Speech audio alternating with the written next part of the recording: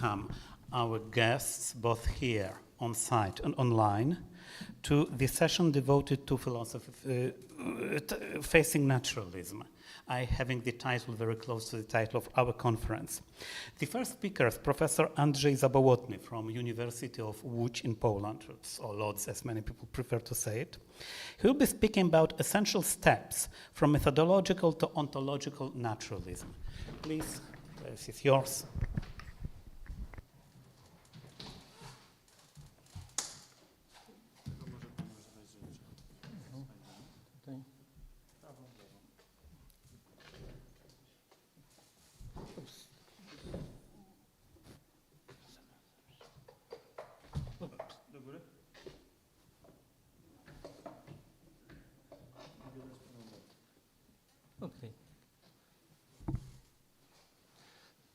Okay, so we may start. As you see, the topic of this presentation is essential steps from methodological to ontological naturalism. And the topic of the whole conference relates to the relationship of naturalism to Christian philosophy. Should naturalism cause any changes in Christian philosophy?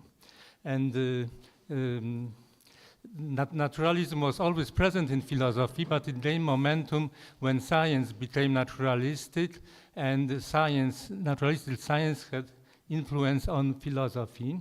So my talk will deal with methodology and ontological problems in science, but with applications to philosophy.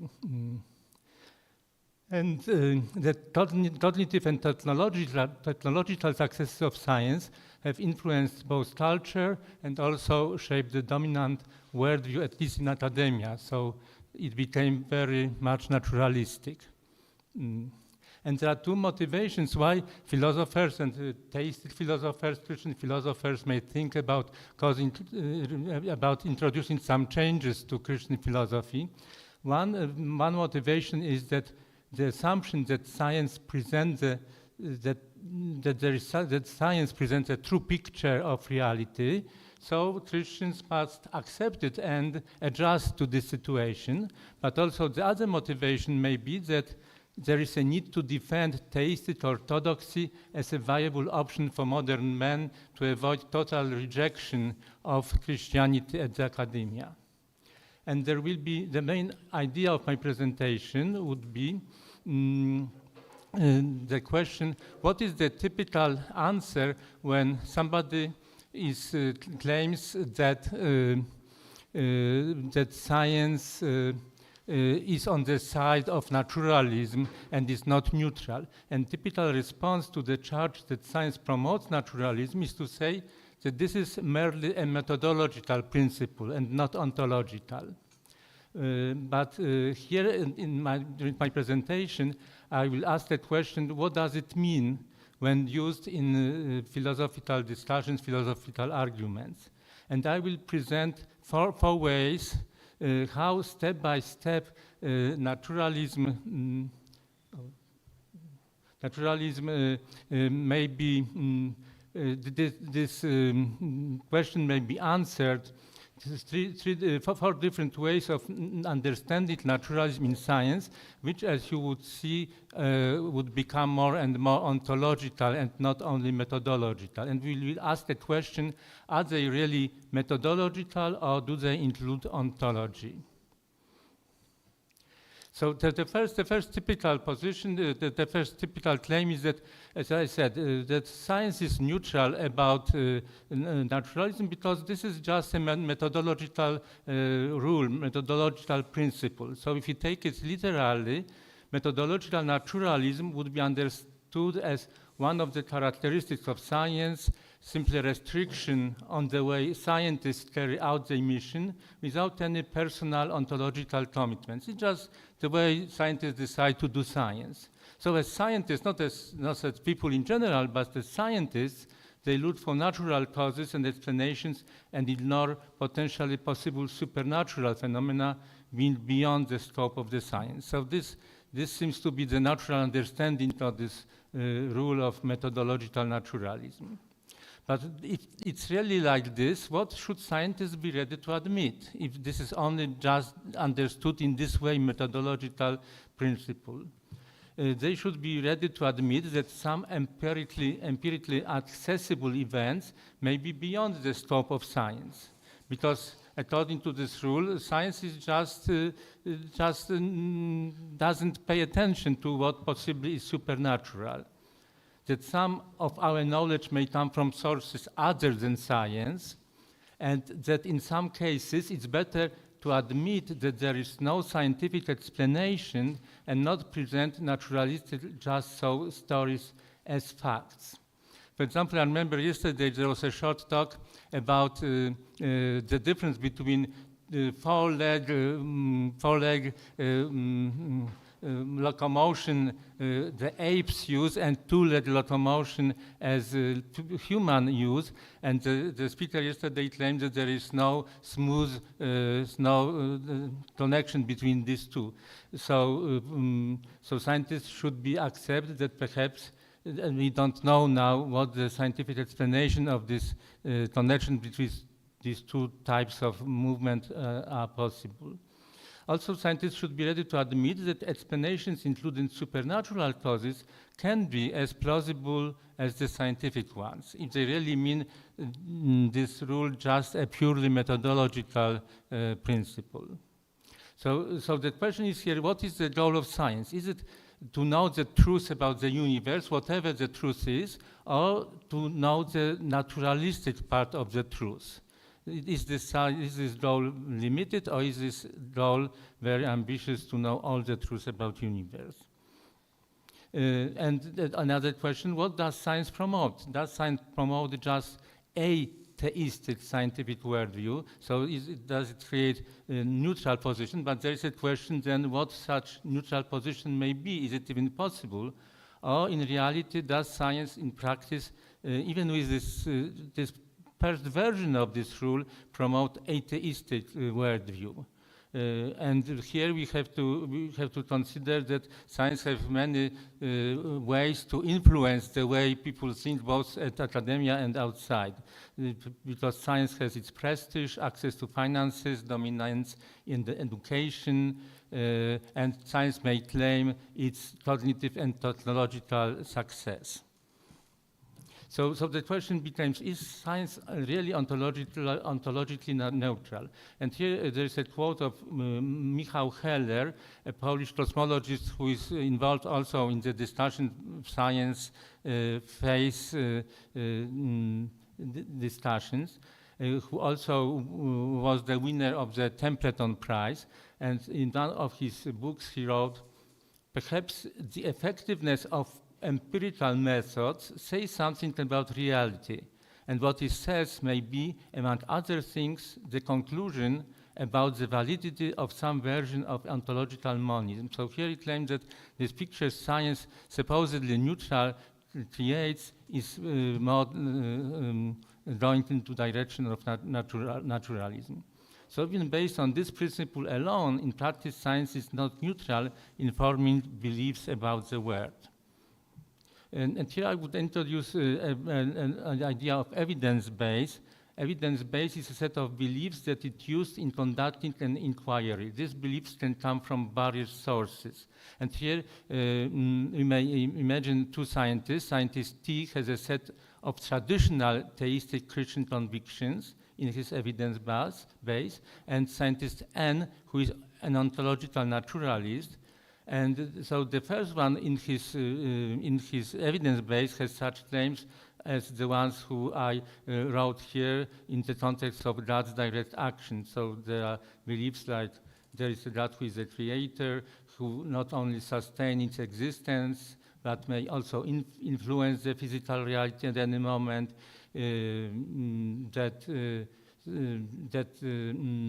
he is able to perform miracles, and for example, the miracles events in the history of Israel, in the life of Jesus and his disciples, were very of supernatural nature.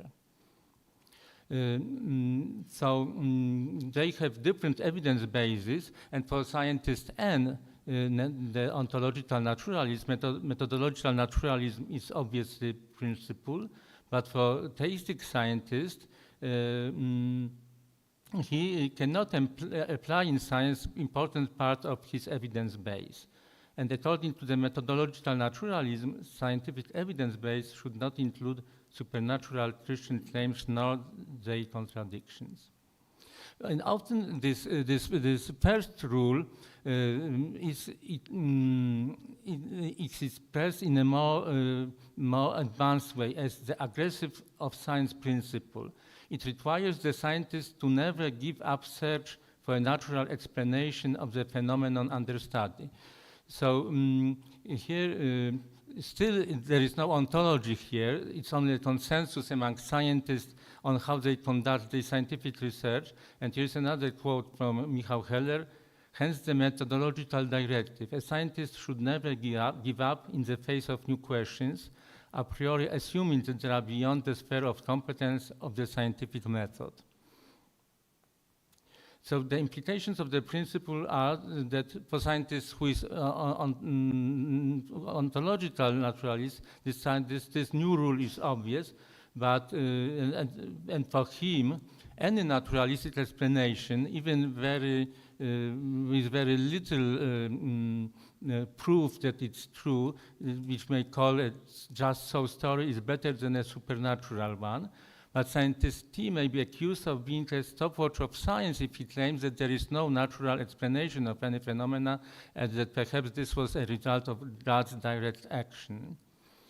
So scientist T in such fields of science may decide that he would rather use a different research field in which he may use more of his evidence base. And here, and one area in which this is an issue is the idea of the beginning of life, where we may see different, we may see that there are so many different theories how life could happen from non-life that when you have 30 few different theories about something, it's obvious that you don't really know what the cause was. Like here in this book, The Emergence of Life, author describes the Miller-Urey experiment, the concept of RNA word, compartmentalistic approach, prebiotic metabolism approach, and he claims that there are more than 30 other models. Also, Jan Barbour claimed that this origin of life is still a mystery. So, and then this rule becomes often, even if some people claim that it is still just methodological rule, it may be presented in a way which becomes more and more ontological, and this new version we may call the completeness of naturalistic science principle, that every phenomenon, at least in principle, is subject to rationality, to undermine the motivation to engage in scientific research. So even if it seems very similar to the previous one, it is clearly ontological.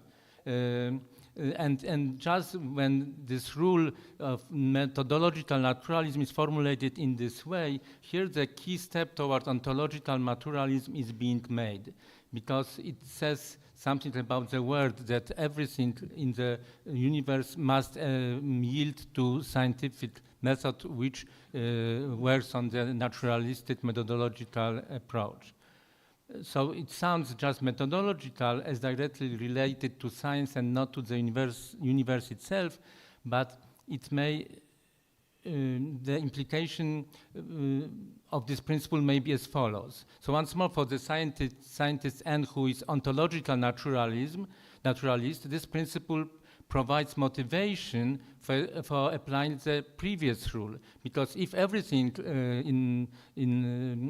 everything should yield to scientific method, this provides motivations not to resign from finding this naturalistic explanation of any phenomenon.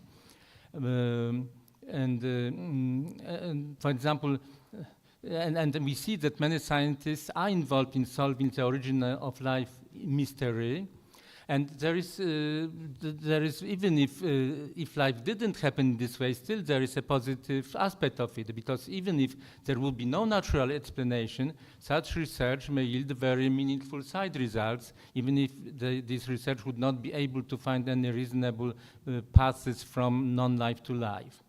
But scientist T, our theistic, traditional theistic scientist, has no reasons for accepting this principle because it may contradict part of his evidence base, an important part of his evidence base. But in most fields of research, it doesn't change anything for his scientific practice. And the final way to present this principle is the principle of the causal closure of the universe. It's basically described in a more direct way, the previous one, but here it becomes really clearly ontological. And quote from Majewski Marcin, "The success of science based on the deterministic method, which says that a physical cause has a physical effect, is so great that today it is assumed that nature closes causally. This is such a fundamental rule, so to speak, that the cornerstone of the scientific method, which is called causal closure." So in this case, there is no place for God's direct action in the universe, because everything must have natural causation. And as I said, this is the conclusion of the previous, the third one, the third principle. So this means that there is no place in the universe for the direct actions of any supernatural being such as God. And if God exists at all, he can only sustain the world in existence, perhaps be the source of rationality, meaning, perhaps morality, but without any empirically detectable direct action. So then there's a question, there's no difference in empirical realm, why not choose a simpler ontology, that there is no God at all? So if scientist T would accept this principle, he would need to change significant convictions in his evidence base. For example, accept so-called theistic naturalism position. He may look for God's direct action where it would be empirically undetectable, like quantum indeterminism or chaos theory. But as I said, why not choose a simpler, totally naturalistic ontology? And here, if in such a case, we see that the idea that we may cause changes in Christian philosophy and Christian theology to allow Christianity to be a vital option in the academia, this goal is not being met because it seems that it's simpler and easier just to accept ontological naturalism totally.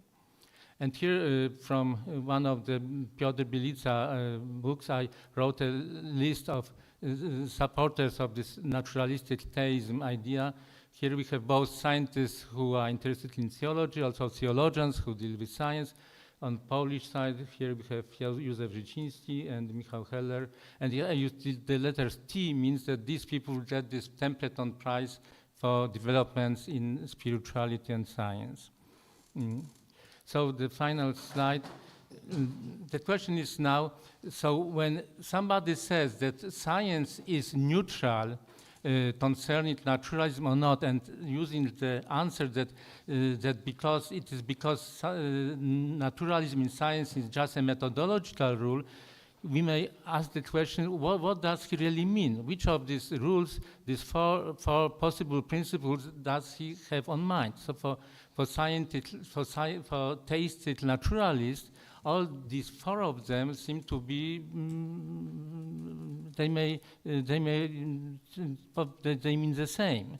So whenever we talk with somebody, it's good to make sure what does it mean? Which one of these four has he on mind? Supernatural, you will get a worldview with no supernatural.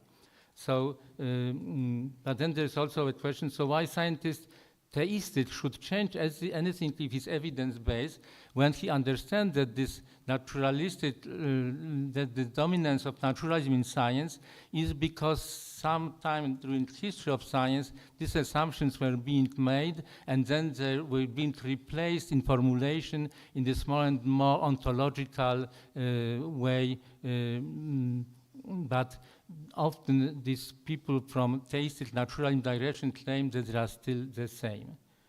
When anyone says that naturalism of science is merely methodological, which of these principles does he mean? So basically, this is the idea I wanted to share with you, and this is the end of my presentation. So if you have any questions, any remarks, any criticism, please feel free. Thank you very much, Professor. Questions both from internet, WebEx, and from here I invited. I don't see questions from WebEx from my position.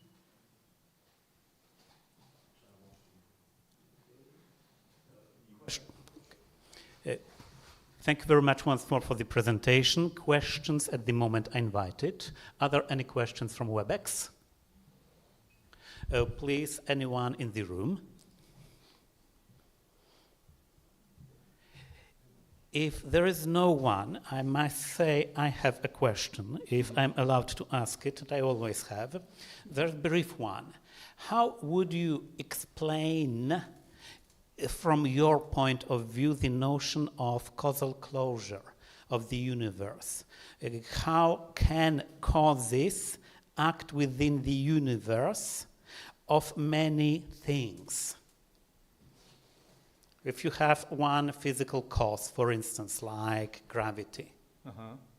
So the laws, they don't cause anything. The cause must be only the cause. The laws just describe how what happens when an event happened to be because of some causal action. These causes may come from the previous state of the universe or from actions of agents which are able to cause causes. So I think that, for example, human beings are these beings which may cause something. If you don't accept this causal closure of the universe, you have supernatural may cause something. Can I cause something if I am not under laws that inform me and inform other people? Are then laws merely a description, or are they also kinds of universal, omnipresent, and abstract, at the same time, realia that move the world, actually?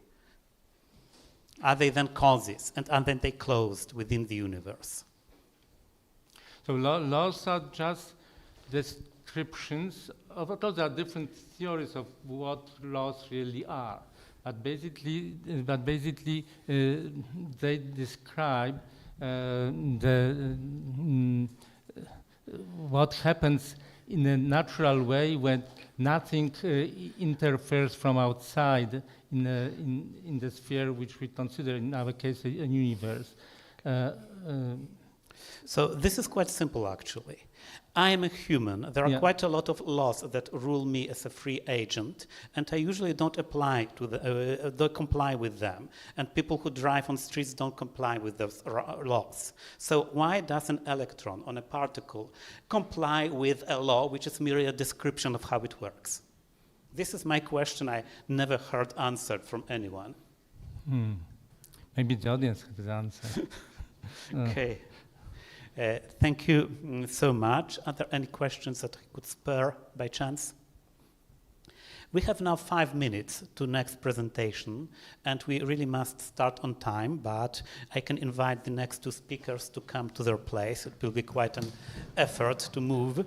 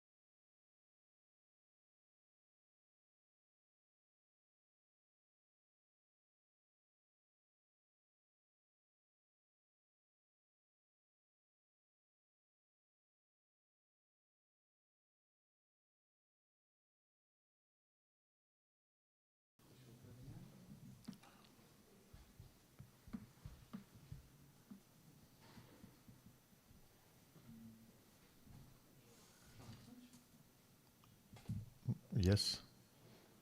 Okay. Are we ready? Can we begin? Mr. Chairman, can we begin? Still waiting for people because it might come from other sessions. So now. Because we're still a little bit in advance and we want to be in synchronicity with other sections. So Okay. that people can start on time. Okay. Thank you. Thank you very much. So now we have time just to look at each other and think. And start slowly introducing Professor Kucharski. And Professor Kucharski, as far as I understand, will be speaking for two speakers. So Kucharski from Ignatianum will be speaking both for himself and for Professor Duchliński. And they will be discussing the issues of relationship between Christian ethics and naturalism. They spent quite a lot of time on that. They work together in our institution on the Center of Christian Ethics and try to promote this ethics also practically, also through teaching this ethics to teachers. It's quite important so that they can become teachers in high schools, and so that ethics finally come back to our high schools and students have a choice. And we really hope that they can give us this practical outlook as well. As I understand, you will be speaking alone. Yes. Yes, but the two of you support every word that was said and confirm it and are co-authors, etc., etc. And I hope that you would be using this official language. It will be also available for questions and answers. And I hope there will be a lot of them.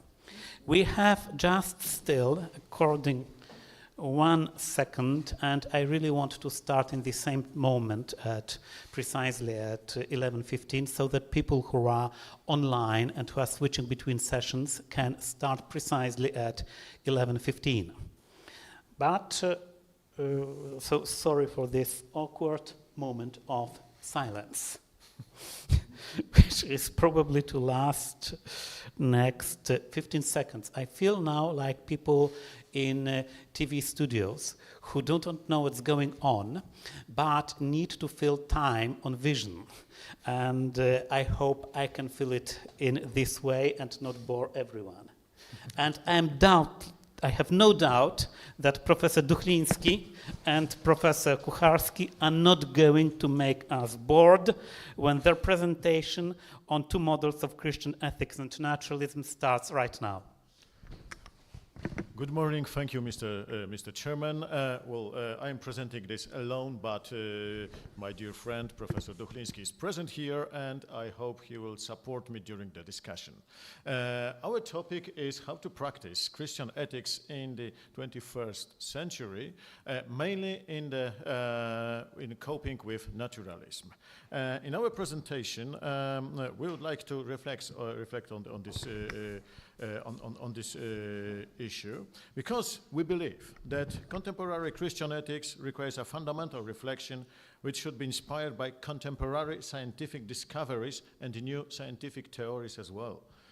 When we say science, we primarily mean the natural science, but also the social science and the humanities. So we are trying to understand this term very wide. As we are well aware, we live in a culture that is largely shaped by the scientific world view. And what does it precisely mean? It is not easy to define, but we can assume that this worldview covers all the key research accomplishments of different contemporary sciences, such as physics, biology, and cosmology. Science tells us what the universe is like, how it was evolved over millions of years, and what natural laws govern it. When we talk about this worldview, we do not only mean that it is shaped by the natural sciences, but also that it's considerably shaped by the social sciences and the humanities. The cognitive sciences, which deal with the brain and the cognitive processes, play a huge role in shaping this worldview. We can even say that it is the social science and the humanities that greatly influence how this worldview is understood today. Ethics is a part of culture, and everything that happens in culture, all the transformations that take place in it, profoundly influence ethics, both in the way it is understood and the way in which it is practiced. This is why we believe that we cannot practice Christian ethics without some reflections on the scientific worldview. What we mean by this is that we should ask how to practice Christian ethics today, taking into account the scientific worldview. By Christian ethics, we understand the branch of philosophy that deals with normative evaluation of human action. Christian ethics draw various inspirations for the Christian traditions and elaborates them using philosophical tools. From the historical perspective, Christian ethics has been practiced in many different ways. The origins of Christian ethics date back to the final period of antiquity, and it developed in the Middle Ages. Unsurprisingly, Christian ethics carries the legacy of these eras in the worldview. It has assimilated. This fusion of Christian ethics with the ancient and medieval worldviews was, of course, historically justified. When this ethics was formed, the dominant cultural worldview was the one that was shaped by declining ancient philosophy. However, as history reveals, this attachment to the ancient worldview meant that Christian ethics was unable to adapt the contemporary science worldview. This problem was exacerbated in the modern period. Even today, many Christian ethicists uphold this ancient worldview as the basis for formulating moral judgments. We think that we can use the phrase that has been formulated in contemporary philosophy of science. This phrase is research tradition. So we can say that Christian ethics is a research tradition within which theoretical and practical problems are formulated and solved. Various models for practicing Christian ethics have been developed within it. In our presentation, we would like to focus on two of them. First model is described in publications of a great many Christian ethicists, while the second model is our original proposal. What we are going to describe is only a proposal, which of course required further reflection and elaboration. Therefore, we will not dare to draw any definitive conclusions. Let's now turn to the models. We call the first model of practicing Christian ethics the autonomous model. This model of practicing Christian ethics is widespread and generally accepted among Christian ethicists. The essence of this model of practicing ethics is a fundamental assumption that the ethics does not need to make use of the results of the sciences. This means that in their studies, ethicists do not refer to the findings of the natural, social, or human sciences. This model very clearly distinguishes ethics as a normative science from other sciences that deal with morality. These other sciences are descriptive in nature. In this perspective, it is assumed that ethics has its own autonomous starting point, its own research object, and most important here, its own research method. Ethics understood in this way is methodologically independent of other sciences which are also concerned with the study of morality. Such a model of practicing Christian ethics is presented in the Thomist tradition. Such a model of practicing ethics is advocated by the supporters of the phenomenological approach, and such a model of practicing ethics is also upheld by many Polish Christian philosophers. This model of practicing ethics is based on the deeper assumption that philosophy and science are two separate dimensions. They do not meet almost at all. Why is such an opinion widespread? Because it is thought that philosophy deals with its own research problems, science deals with its own research problems, and there is nothing in common between them. In such a model of ethics, moral norms that determine human behavior are justified only by philosophical arguments. Ethicists from this model are concerned with the purity of their justifications, which means that scientific arguments cannot be mixed with philosophical arguments. In this model of autonomous practice of ethics, as observed by David Hume, it is emphasized that normative conclusions cannot be derived from empirical data. Thus, the autonomous model shows there is a gap between science and ethics that cannot be bridged by any analysis or reflection. However, there are ethicists who claim that it would be good for ethicists to become familiar with the latest state of research conducted in different moral sciences. But what exactly does it imply?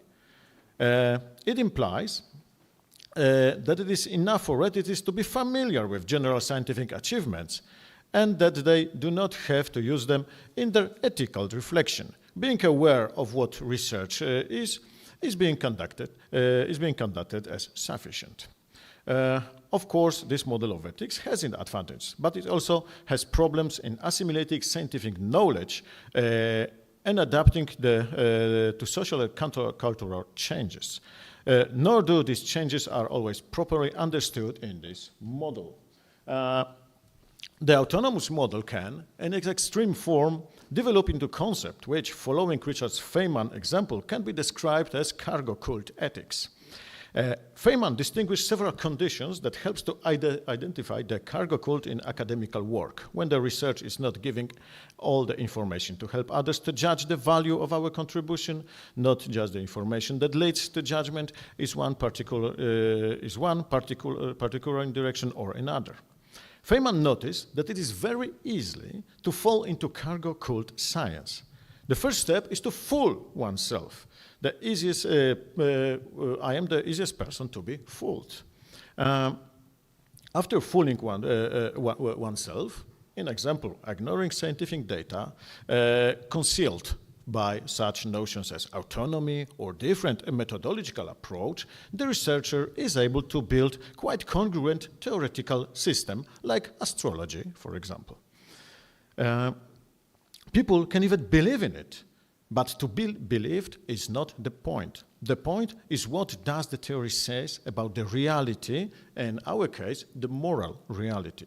Ignoring or even remaining autonomous from science means falling down or taking a few steps on the slippery slope into cargo cult ethics, fooling oneself and being dishonest about the actual reliability of presented claims. We can clearly show it when we consider such phenomena as emotions. Traditional Christian view, also rooted in antiquity and in Middle Ages, sees the structure of human being hierarchical, where there is reason, emotions, and some other emotions, right? And if we look like that on the human, we should be rational. And psychology of morality, cognitive science of morality shows us today that it is the emotions that make us moral. It is the emotions that allows us to behave in a more moral, proper way, to react morally on several situations in the world. If we really try to adopt this medieval or even earlier Platonic view, reason first, we clearly may become psychopaths instead of moral beings. So this is one of the challenges when we look at the traditional Christian ethics, how to adapt this contemporary concepts of emotions, theories of emotions, into theory of ethics. How to deal with it, with this reason and emotion tension. Okay, and our second solution that we want to propose is ethics practice in the context of science. We realize that this term is imprecise, but we want to introduce it here because we don't have better one for now. Ethics practiced in the context of science is a model that competes with the autonomous model It is based on an assumption that ethics cannot be reduced to any science of morality. It is not true that when ethics makes use of research conducted in the empirical sciences, it loses its methodological autonomy. We would like to make it clear that in advocating this model, we believe that ethics remains an autonomous science. And we also believe that when ethicists analyze various problems concerning morality, they should refer to scientific data and to reliable findings in the sciences, both natural or social, not only both, natural science, social science, humanities. But we have to not just be aware, we have to incorporate those data into our new theories, not just simply say we are autonomous or even more ignoring such some data. This model of ethics is a model open to different types of scientific knowledge. We are convicted that traditional Christian ethics was based on psychology of morality that actually had very little to do with psychology. It was rather rational psychology, that is philosophical theory of man instead of, let's say, academical or scientific theory of a human being. Many contemporary scholars argue that if we want to reflect responsibly on ethics, we must do so on the basis of the psychology of morality, I already mentioned it, which is based on reliable empirical research. We are also aware of such opinion and believe that contemporary Christian ethics should be practiced not on the basis of old rational psychology, in fact, a kind of anthropology, but on the basis of contemporary psychology of morality. Understanding human decision-making process, the participation of consciousness in decision-making, the issue of intention and freedom, all that phenomena require drawing on research that is well grounded in science. So, ethics practiced in the context of science is sensitive to what is happening in science and what is sensitive to different research findings that concerns the understanding of man. We believe that today, in the 21st century, empirical science such as psychology, sociology sometimes provide better insights into human nature than philosophy did in the past. Ethics used to depend solely on philosophy, which could be justified by the fact that empirical science were not as advanced as they are now. But today, when the empirical sciences tell us so much about morality, Christian ethics cannot neglect its knowledge. Empirical knowledge provided by the science is necessary for an adequate elevation of human action. Neuroethics provides us with very interesting information about the role of certain parts of the brain in making moral decisions. Also, research on free will shows that in ethics it is possible to adopt a compatibilist position that is one that combines determinism and indeterminism. In our opinion, the greatest challenge Christian ethicists face today is linked to neuroethics, primarily because neuroethics undermines many assumptions of the worldview in which Christian ethics was built. That is, it was already mentioned, the ancient and medieval worldviews. At the beginning of modern era, when the Great Revolution in the natural science took place, the medieval worldview was challenged by the founders of modern physics. While the Aristotelian worldview in its Thomistic interpretation was rejected in science, it has never been rejected in Christian ethics, which still upholds this ancient medieval worldview. Science is governed by the different laws than philosophy. Philosophers or ethicists do not always pay attention to what happens in science and, unfortunately, stick to worldviews that are outdated today. In our opinion, a revolution similar to that one that has taken place in modern science should also take place in Christian ethics. This revolution should entail replacing the ancient medieval worldview with the scientific worldview, and the scientific worldview should form the basis for making normative judgments of human actions. There is no doubt that changing a worldview requires a change in thinking and a generational change as well. A group of Christian ethicists must simply step aside and make room for a new generation of ethicists who will feel the need for change and the need to break with the old worldview. Of course, from a psychological perspective, changing a worldview is not easy, and it requires overcoming not just old theses, but also fears that can be grounded in us. Practicing Christian ethics in the context of scientific worldview is a challenge for the 21st century. In our opinion, this challenge can be met through interdisciplinary collaboration between Christian ethicists and scientists who provide detailed knowledge about morality. I'm finishing, okay? Practicing Christian ethics solely from a theoretical perspective makes little sense today. It can lead us to the cargo cult ethics. Ethics practiced a priori is not realistic ethics. The realism of ethics cannot be built on metaphysical speculation. That is why it will be valuable for ethicists to learn from sciences a sense of concreteness and openness to new theoretical perspectives that helps us better understand people in all their complexity. We are fully aware that for some defenders of the traditional approach in ethics, the above postulates are unacceptable. We also understand resistance and fear of change as they are natural reactions of our brains and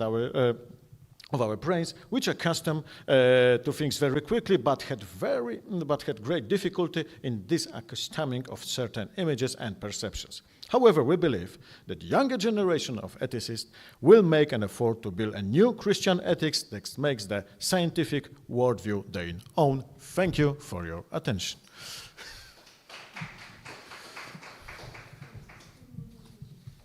Thank you so much, Professor Kucharski, and thank you so much also for being on time. Now, Professor Duchliński would like to make a few comments. Microphone. Our thesis, Professor Kucharski told about famous cult cargo, yes? I would like to do some little experiment, okay? Ladies and gentlemen, what do you see on this cover? What is this picture? What is this? Huh? What is this? Microphone. No. Excuse me, Peter, use microphone, please. Okay, We are unicorns, yes. broadcasting. Yes, okay. Show it to the camera. Camera, okay, okay. Where exist unicorns? Where exist unicorns? In real world? In space, time, where? Where exist unicorns? Ladies and gentlemen. In the world of senses. The reference world of science. Our mind, I think unicorns is intentional object. In my opinion, sometimes ethicists very often talk about unicorns. Unicorns. Huh? For ethicists, such unicorns is human nature. Ethicists talk about human natures in separation from what has been discovered in science. If ethics, in this case Christian ethics, continues to be separated from science, it will talk more about unicorns and not talk about real human nature. I think today better insight in the human nature give us science, not philosophy. Not philosophy. Yeah? Ethicists do not research, do not experiment, do not conduct interviews. Huh? Christian ethics, in my opinion, is dominated more by speculation rather than empirical research. If Christian ethics want to be an important voice in contemporary debate on morality, it must justify its thesis, especially in the field of anthropology on scientific knowledge. I think, I agree with my colleague, Professor Kucharski, many Christian ethics practice, not too bad, no, cult cargo. That is my comment for presentation. I think my opinion may be very controversial. Okay, and okay, thank you. Thank you so much. And for completing the presentation, we would like to invite questions now. Do we have any questions online? So we start from them. Yeah. We have 2 questions from YouTube, so I will read it loud and maybe you will answer. So the first one is from Michał Dytkowski. Which parts of Thomistic-based ethics were rejected by contemporary science? Is science able to reject meta-ethical claims? And if yes, which type of them? Thank you very much for this question. First, Thomistic ethics is largely founded on the anthropological view of human being, as well as on teleology of human being. Well, now we can strongly disagree with this anthropological view. I already mentioned the issue of emotions, but this is only one out of many issues that, well, Thomistic view was simply wrong. If we are just to follow our brains and to follow our rational thoughts, well, it's simply, well, we won't be moral in the in both with common and ethical sense. The second question, the second part of this question, so the meta-ethical elements, well, it is much more complicated. So I think I take this question and try to answer on it, but in the paper, if you don't mind. Thank you. Okay, one more question. Do we have any questions? One more question online. Okay. And this one is from, let's say, anonymous author. I agree that we make decisions driven by emotions, not reasons, at least in vast majority of cases.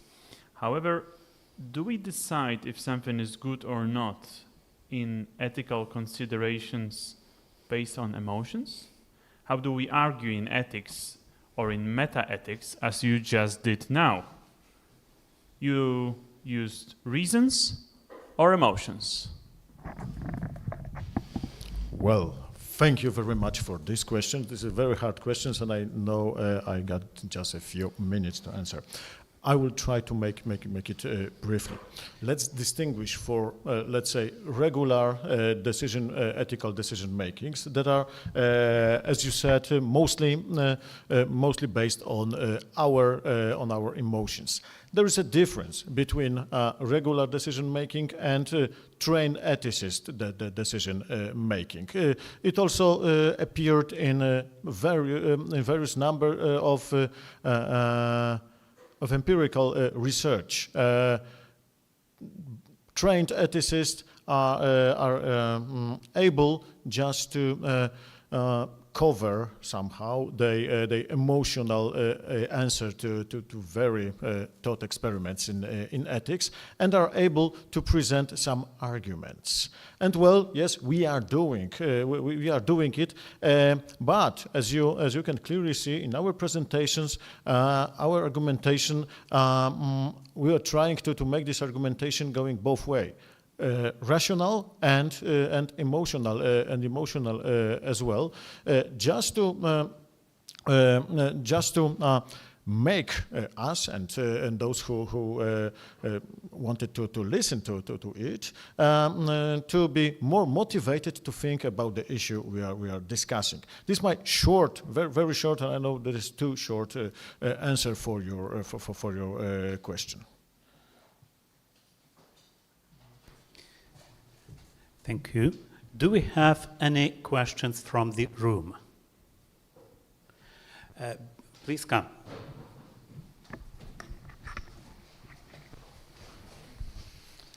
So thank you very much for a wonderful presentation. Yeah, here? Yeah. Okay, okay. I'm just wondering how untraditional your approach is, because if you look at the area of Christian ethics, I remember that I read, for instance, the book of Stephen Pope, American scholar, Evolution and Christian Ethics, and actually in his book he promoted, and it's quite an old book, he promoted that we should be well aware of what scientists are actually discovering about human behavior and so on, and I think that he tries to integrate it into traditional Thomistic framework. And concerning this, I think that Thomistic framework, in comparison with other frameworks, for instance, with comparison with Kantian framework, can be much more hospitable to scientific discoveries than, for instance, Kantians can be, especially if Thomists think with such categories as virtues and so on. So I think that they can much more, let's say, take the advances from science into their account. And actually it's done not only by Pope, but also by RSD, McIntyre, other scholars. And for them, actually it's not a reason to leave the, you call it medieval virtue, but in general Thomistic tradition behind. So they try to just to integrate, because okay, if you use such concepts as the ultimate concepts such as the common good and so on, I think that you can retain them, but science can understand you better what the common good consists of and what are the best means of achieving this kind of good. So I think that in a sense, I would say that your presentation, for me, it was a little bit misleading that there was such stark dichotomy between traditional approach and your novel one.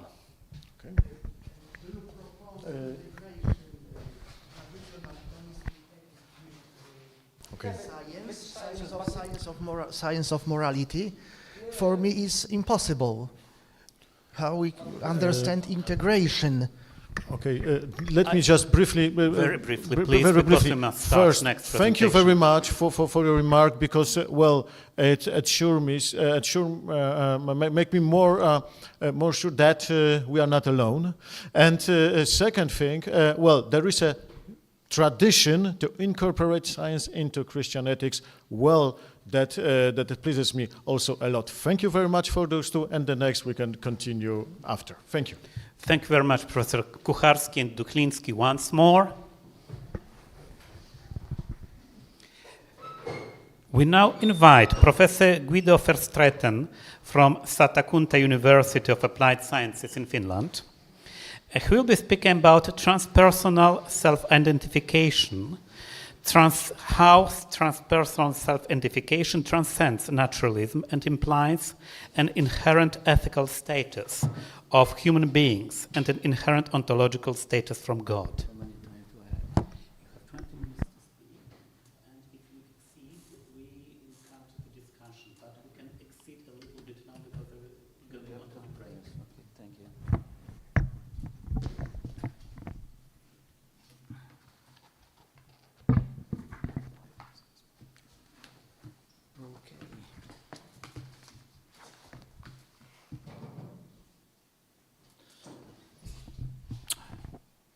My grace, ladies and gentlemen, this way I'm teaching for civil engineers, and they have also a lecture of ethics. So this the introduction is a little bit physical, but at the end I hope that I can start and I can just develop my own analysis to the inherent value of all living parts and also of God. Okay. So where do I have? Right. Okay. This you see, this the river was giving the name to the city Pori. Before it was the Swedish name Björneborg. And let us now start with my problem. First of all, we want to leave alone naturalism, and our ambition is in fact to incorporate transpersonal self-identification of Warwick Fox to Aldo Leopold's Ethics of the Land. However, Aldo Leopold was a bioengineer, and he was not defining the land very well, but one thing he was saying, that in the land, in fact, he was entitling all landscape by this human beings and non-human beings with intrinsic value. However, he didn't develop that in a proper way because he is not a philosopher. Moreover, the gauge, the moral gauge, in fact, of the decision to give intrinsic value to all landscape and abiotic and biotic life, well, that is based on the gauging power of the ecosystem that, in fact, must be the whole time integrity. Furthermore, Bert Callicut, he was developing this land ethics in a more traditional ethical way, and he was referring to David Hume to say, well, when you have some care for non-human beings, well, that in that case, it's a question of feelings. However, in that case, I was analyzing where is this, because for me, as a physicist, subjectivity and feelings, well, it's not a thing of natural facts. So this I was asking, how could land be defined in the traditional way? And therefore, I start with a metaphor, okay, and that's the painting of Velázquez. And that's in the 17th century, and in fact, it is very good representing how science started in the 17th century by doubling the reality. On the one time, you have the Chamberlain in the door there, who is observing the whole scene of reality. But anyway, in science from the 17th century to now, you don't study, in fact, the reality, but the representation of the reality. And the representation of the reality is found in the mirror, where you can see the royal family. We don't see the royal family here. It's only visible for Velázquez, for the artist.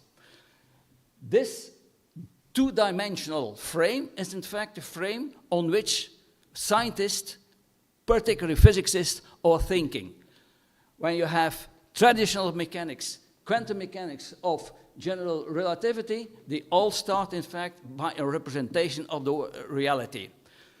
Moreover, you see for the first time, three-dimensional reality is in fact reduced to a two-dimensional reality. That's a scientific method that is even used now in cosmology with the holographic description of the universe.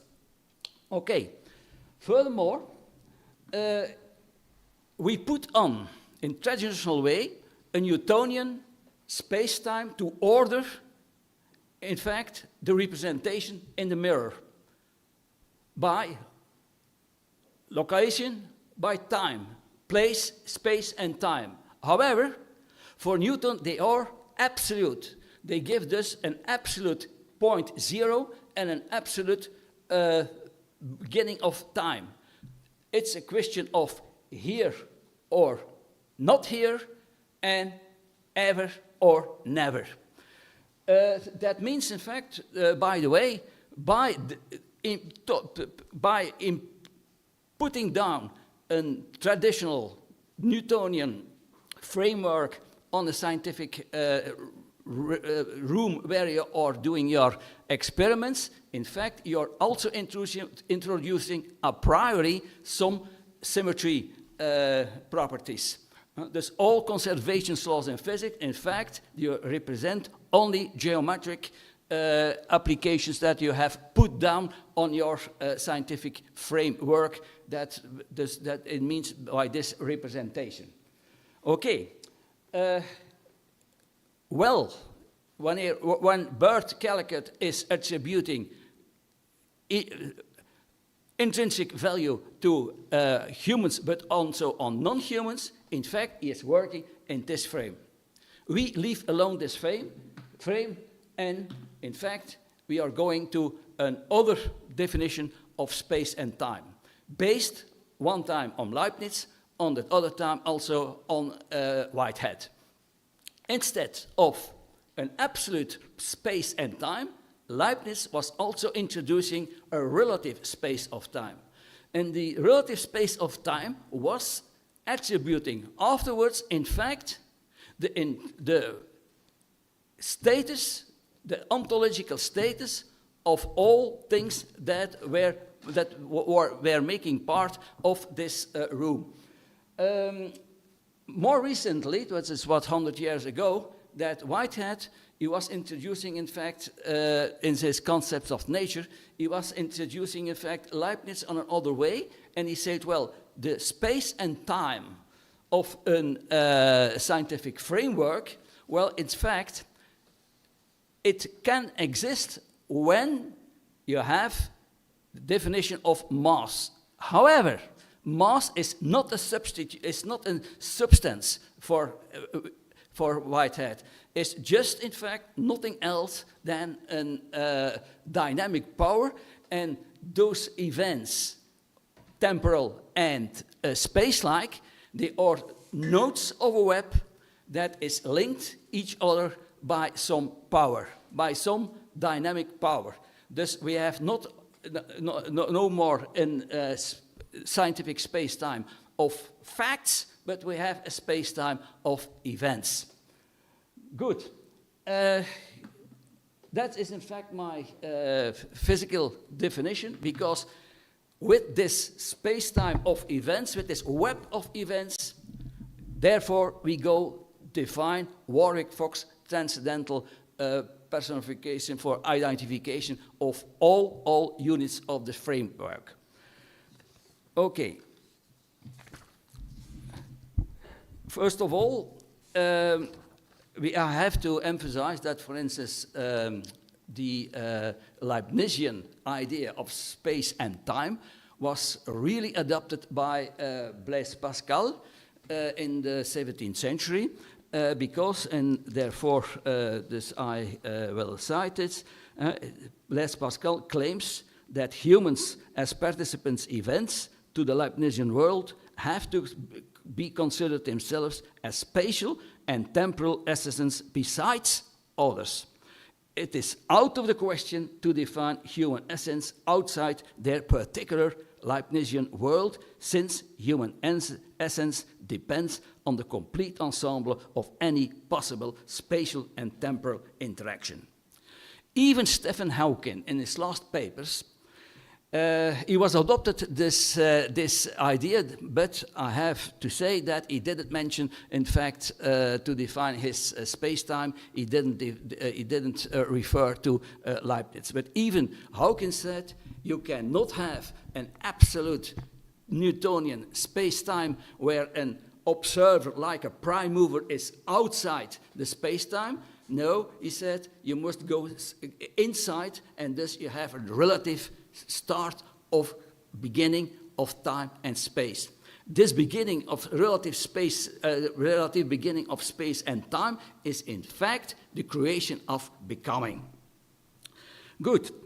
Now, I have also to ask to add some phenomenological ideas about this scientific framework, because it's kind that livings, that biotic and abiotic units, they are thus connected with a web, and some phenomenological scientists, they give some ideas of what they are calling a cozy place of dwelling.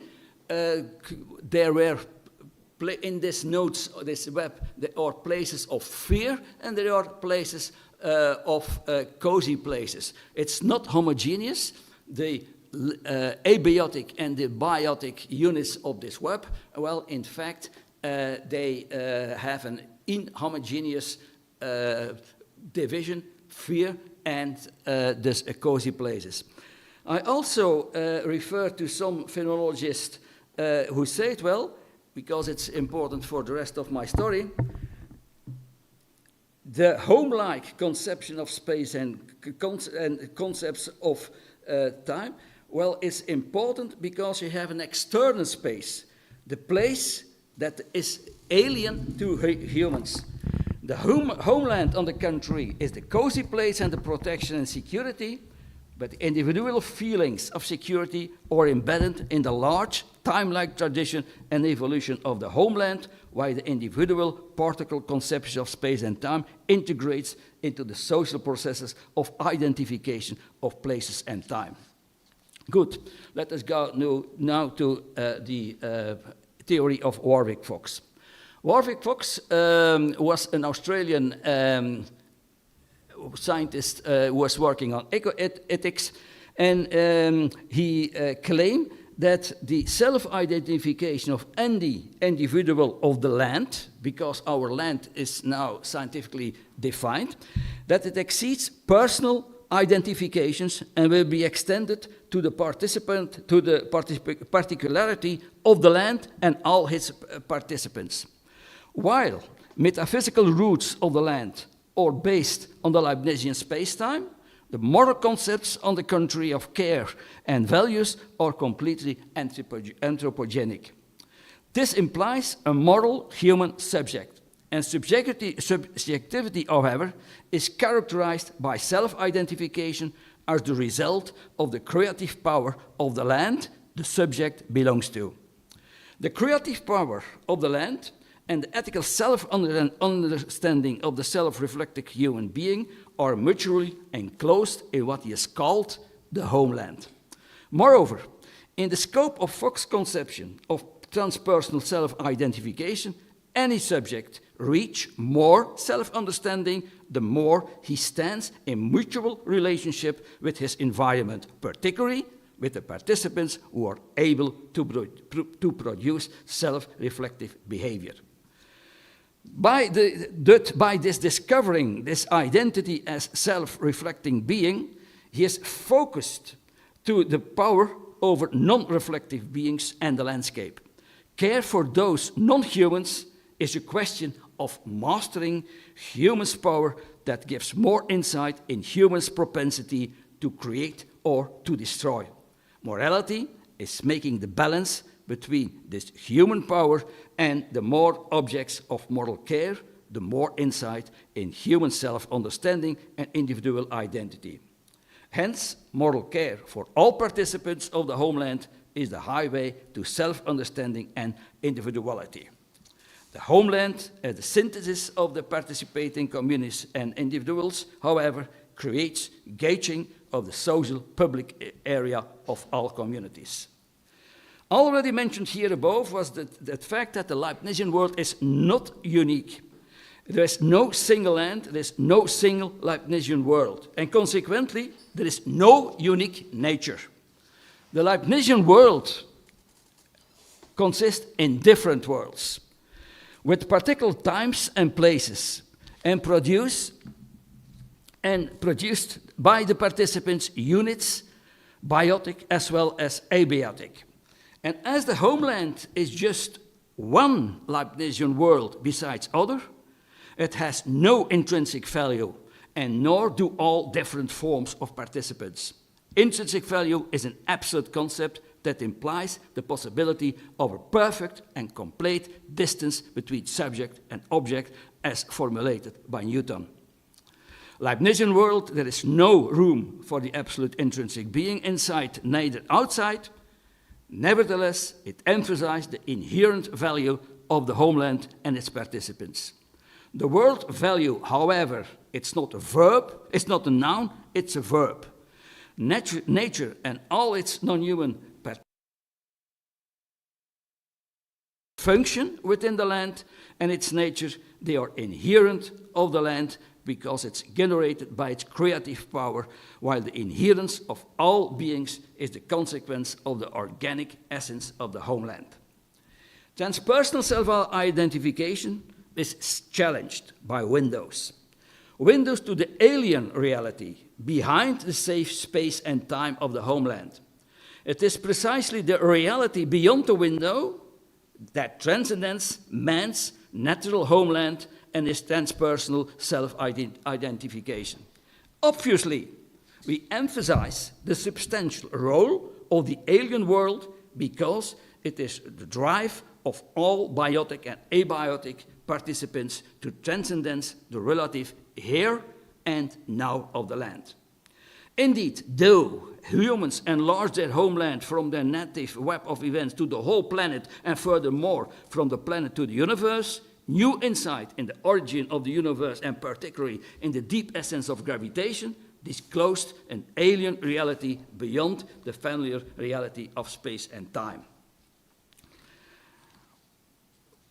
The alien world behind the window on the other side is attractive.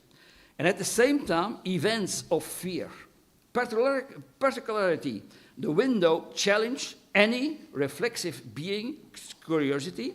The window opens the way to reality which totally escape from the rational safe world. It is precisely the reality beyond the window that transcends man's homeland and discloses human land as space and time of authentic dwelling. And in consequence, the transpersonal identification produces human's life not exclusively based on rationality, but challenged by an attractive hole in the land. However, since the window discloses what is irreducible to the land's own nature, vice versa is land's nature irreducible to the reality beyond the window.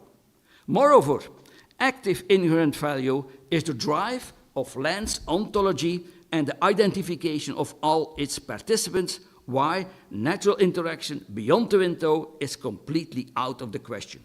Furthermore, this implies also an ontological status of inherent value of the world beyond. That is the inherent relationship between our world and other Leibnizian world.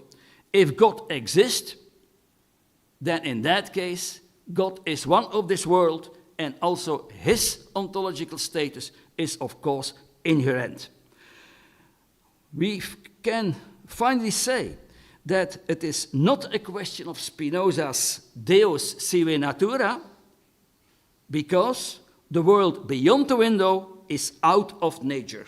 Indeed, as the inherent value of any biotic life and abiotic land evolves from changeling window within land's integrity, God's inherent ontological status is challenged by its relation with his creation mediated by the window.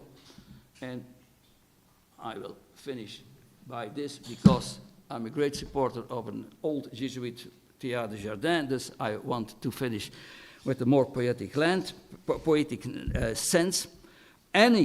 Finally, land's transpersonal self-identification of human lives, or thus in fact constituting the words with which the Creator writes his ultimate story. Thank you.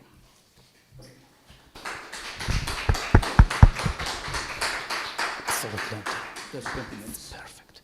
Thank you so much, Professor, for your presentation, for being on time. And I'm absolutely sure there are hundreds of questions being asked because I have 10 of them in my head. Are there any questions from online? Any questions from the room? Please.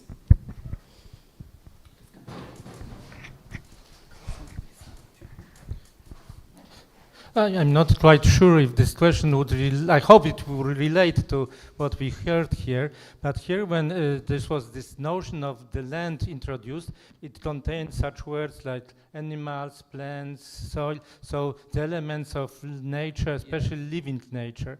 And do you think that there's connection between land and self-identification? But now many people live in a very artificial environment from early childhood in the context of environment created by humans, like in big cities when the content of the nature is very limited. And also in philosophy, there's this notion of reductionism when biological beings are not being reduced, I think from Descartes, that living beings are reduced also to non-living matter, and the difference from living and non-living is being not reduced. So also this somehow causes this element of plants, animals to be not important. Do you think that these factors may cause problems with self-identification of people who live in this artificial environment, and also when they deal with philosophy, they also are not attached to the specificity of living beings? Thank you for this question. Listen, I'm educating engineers. And the engineers, not bioengineers, but cold engineers. You understand? Well, in that case, they are just, as professor, I can in that case give a more completely scientific description of the stuff that I have to give. But anyway, I think so, as philosopher, I have also a task that I ask their intention on the landscape and on plants and or animals. And I say, I'm living in Scandinavia. It's more easier than, for instance, when you're, for instance, I'm giving now, this year, lectures in Brussels. It's very difficult there, well, to ask their intention, in fact, to what you call plants biotic and biotic land, but not human, and abiotic landscape, for instance. But anyway, Warwick Fox said, even your transpersonal identification enlarge with your intention to those parts of your homeland. Is that a...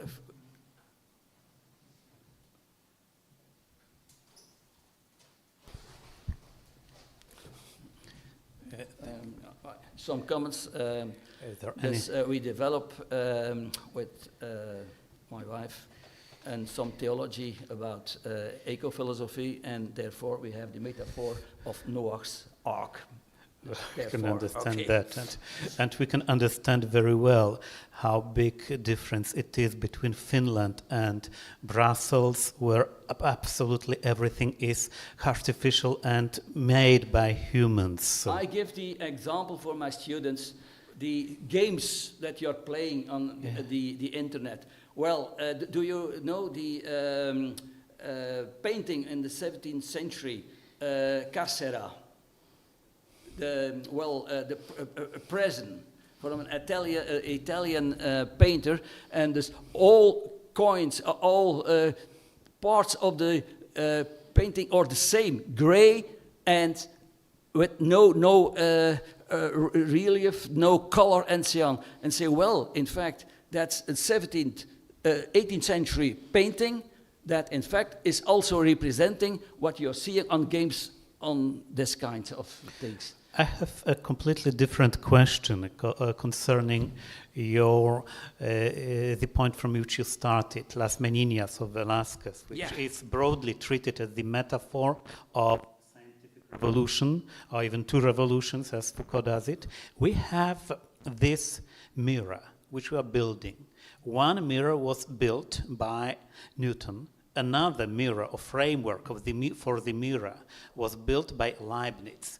But if it is so, if you explain that this is a kind of human construct in which we reflect reality and which we actually live, are they not tempted to say, okay, but we can create different constructs which don't take account of land and which can impose everything on this hostile world outside the window. Yes, again. I emphasize that there is no one Leibnizian world, there are several Leibnizian worlds, and this instead, I don't know if you are familiar with that, in the Leibnizian world, you have no forces, but in that case, you have the curvator.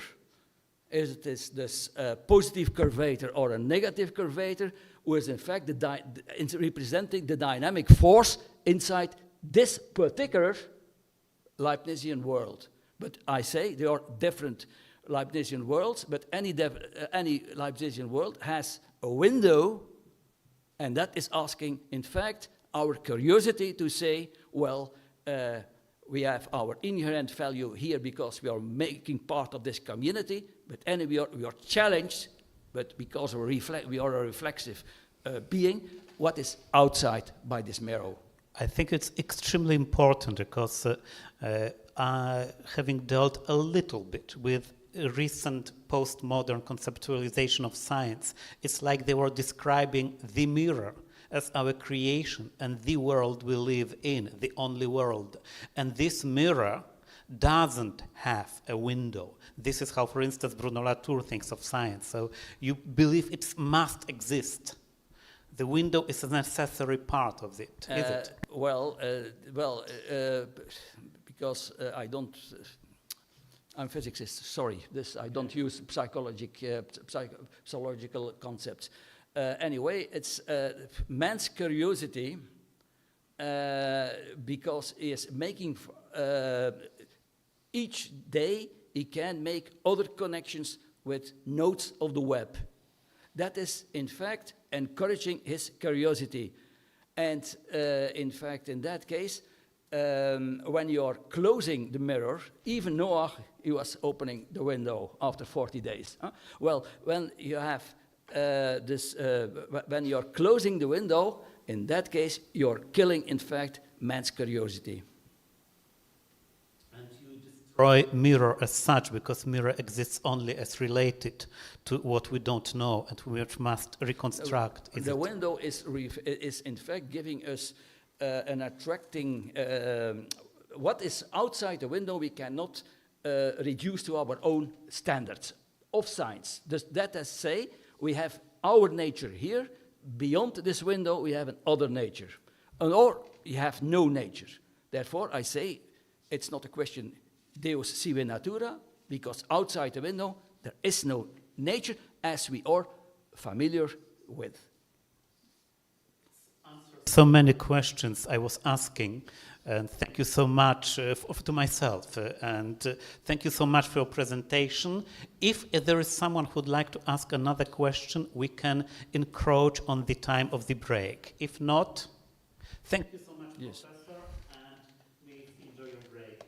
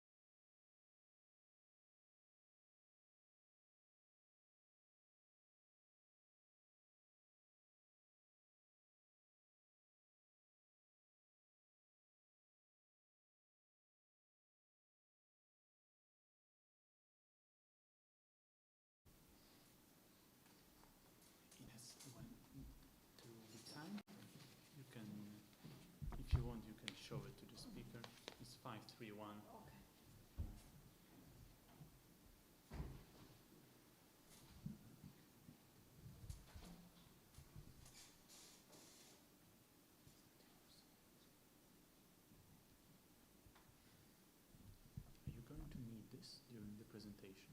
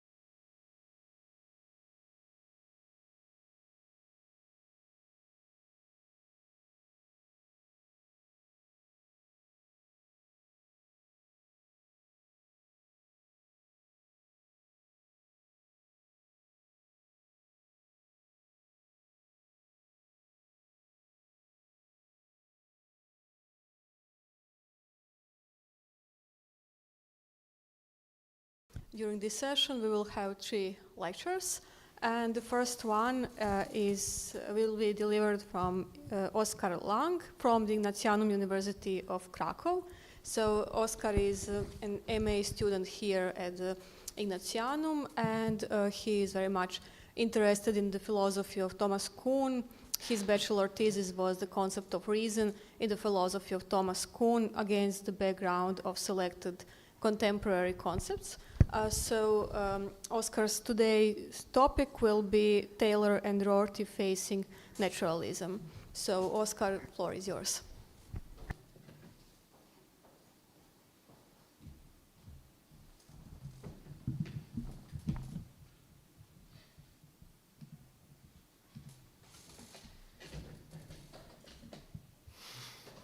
Okay. Hello, I'm Oskar, here from Ignatianum. Thank you all for this wonderful chance to take part in this conference. And today, I'm going to use this conference as some kind of help for me because I'm just a master student. So I'm not here to share my great knowledge. I'm trying to use it as an opportunity to get some advices on topic I just, let's say, started to work on, which will be Rorty and Taylor facing naturalism. As we could see during all this conference, naturalism is a little bit problematic problem. Also very hard to define. So there is also an ambivalent assessment with naturalism. For example, we can use this word to describe that some philosophers are taking into account scientific research, which is something very good. On the other hand, we can treat it like some kind of bad philosophical position that narrows our experience. But to start with my thoughts, I'm gonna use a Stanford definition of naturalism as a working definition that will help me investigate some of the naturalistic topics in philosophy. So according to Stanford Encyclopedia, philosopher that aim to ally philosophy more closely with science, they urge that reality is exhausted by nature, containing nothing supernatural, and that the scientific method should be used to investigate all areas of reality, including the human spirit. So I'm going to use this as a working definition for now, and I'm going to speak a little bit about Rorty.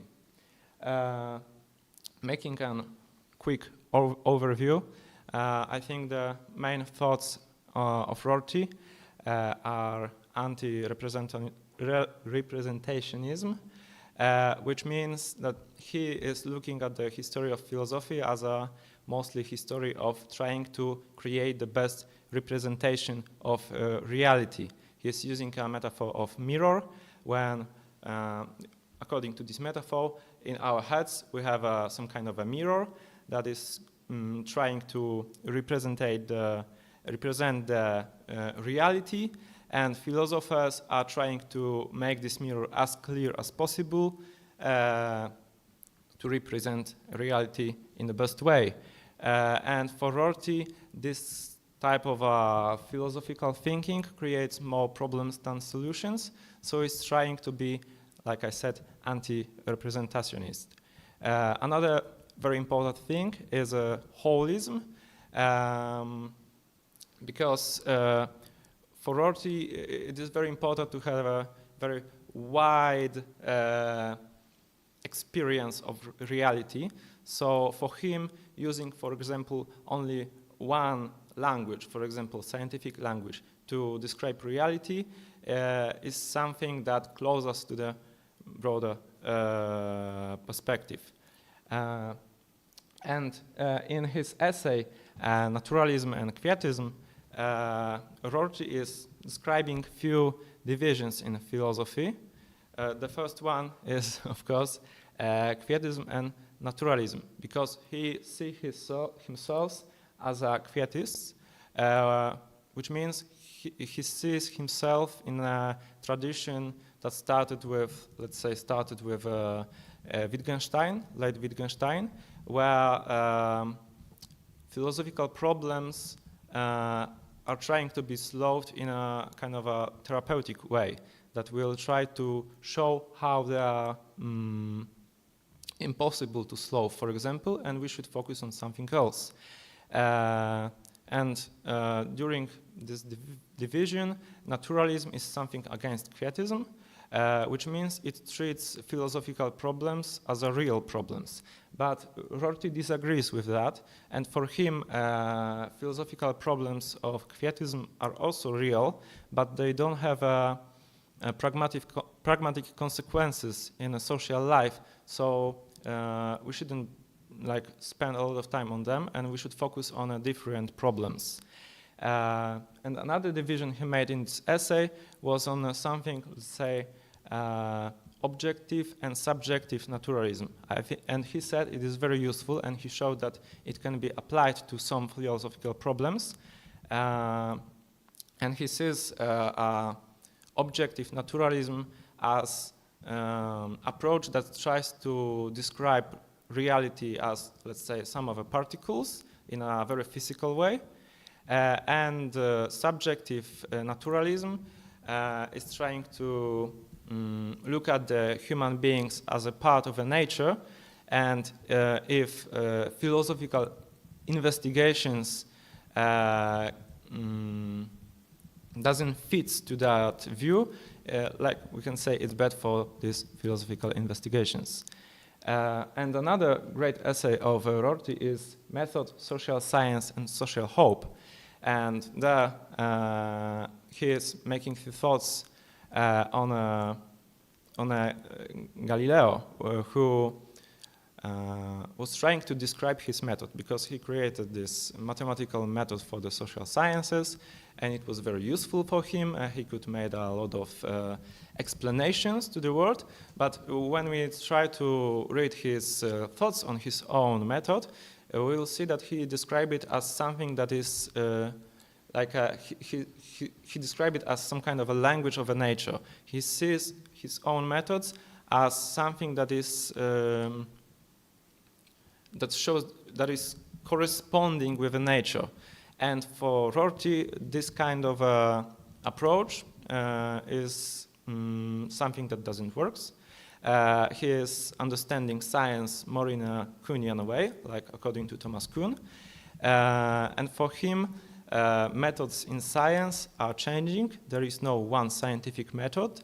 It is just some kind of a approach, some kind of a proposition, some kind of a language that are applied to problems, but they are changing. There is no one scientific method. And from this perspective, if we look at it that the methods are changing and there is no one scientific method, and if we remember the definition from the Stanford Encyclopedia, we can see that there is a big problem with developing naturalism, which is trying to use scientific method to the whole reality when we don't have one scientific method. So from this perspective, naturalism is becoming very problematic. And another philosopher I'm focusing on right now is Charles Taylor. And in his Sources of the Self, in his book, he is trying to, let's say, describe a contemporary self, contemporary understanding of the self as a result of philosophical, cultural, and historical changes in the West culture. And for him, our contemporary cultural world is mostly theistic, naturalistic, and romantic. And these are the main, like, let's say, languages, powers that shapes our, let's say, modern, postmodern, contemporary identity. And in his book, he's describing something like a best account, which is a way that we can value some languages and some approaches. And for him, like a best language that we could have is the one that lets us describe ourselves, our actions, and our identity in the most clear way. So it is a little bit different than the pragmatic approach, but in my opinion, very, very similar, but focused on the inside of a human. Well, and from this perspective, naturalism and naturalistic language is not very useful because it has many problems. We have many problems to describe ourselves, our actions, in a language of naturalism. First one is that naturalism is trying to describe things from the third perspective. And when we are trying to explain ourselves, the first person perspective is something very important. Another thing that Taylor underlined is that in a language of naturalism, it is hard to define, for example, dignity, which is very important to how we understand ourselves and how we act. And he made a few, let's say, attacks on naturalism. He made a few arguments why we should, let's say, avoid this kind of language when we're trying to explain ourselves, and why it is, let's say, for him an impossible way. Because we need the values to explain our actions. For Taylor, we need the language that shows the values which makes us, let's say, wake up every day and do some actions while we're doing some things. For him, value is something that, like an aim of our action, and if a language cannot express these values, it just cannot be a useful tool to explain ourselves. Another argument for him is that there is no moral experience that supports naturalism. For, like, in our everyday life, we can experience some kind of a moral experience. And we feel, for example, like we should do something, or we care about something, and it's very important for us to describe that. And naturalism doesn't give us tool to talk about things like that, so it's another argument against naturalism for Taylor. And the third argument is against something what he calls more sophisticated naturalism, because these two arguments was against the, let's say, reductionist naturalism. And in the third argument, he's trying to face something, like I said, more sophisticated, because sometimes we could have a naturalist who agrees for using values and using language with the values. For example, they are using the language and the values of their culture, and they see themselves as a part of a culture they live in. But in a wider perspective, they see a world as something that doesn't have values in itself. So we can see someone who is from one culture and another culture, and there is incomparability between these cultures because, like, from this naturalist perspective. But for Taylor, the first thing is that, in his opinion, we mostly can compare cultures. And he gives an example of ourselves looking at the culture from 100 years ago. We could see that it's much better in our times than in the culture of times like 100 years ago. So through this experience, we can say that we value one culture higher than another. And he said, like, if we can value culture in a historical way, we can also value different cultures. And he is like optimistic in that. For him, saying about the incomparability is very, let's say, epistemologically pessimistic, and we should avoid that. And also, for him, like his own perspective, like anti-naturalistic perspective, it still describes ourselves better than the way that these sophistic naturalists are trying to describe themselves. Yeah. So from now we can see some similarities and differences in these approaches. I think the biggest similarity is, of course, that they are both anti-naturalists. But I think very important is that they are both value ethics very high. Like, they both criticize naturalism from an ethical point of view. For Rorty, for example, some scientific languages, or let's say naturalistic worldview, is impractical because we cannot use them to deal with some ethical problem of our social life, and we cannot use this language in our cultural politics. And for Taylor, it's also, he's trying to also criticize naturalism from the ethical point of view, because we cannot express our actions and talk about our ethical behaviors with this language. But for me, the biggest difference between these philosophers is the relation to history, because for Taylor, the concept of identity and history is very important, and he sees himself as a part of a tradition and see our times as a consequence of the previous times. And for him, we need to use a language that is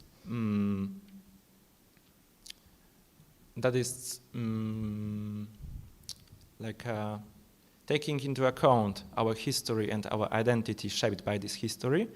And I think Rorty sees his own philosophy and his own holistic worldview more like a Wittgensteinian toolbox, when we can take some languages, use them if they are useful, and leave them if they are not helping us solve some problems. For him, this historical perspective would narrow our, let's say,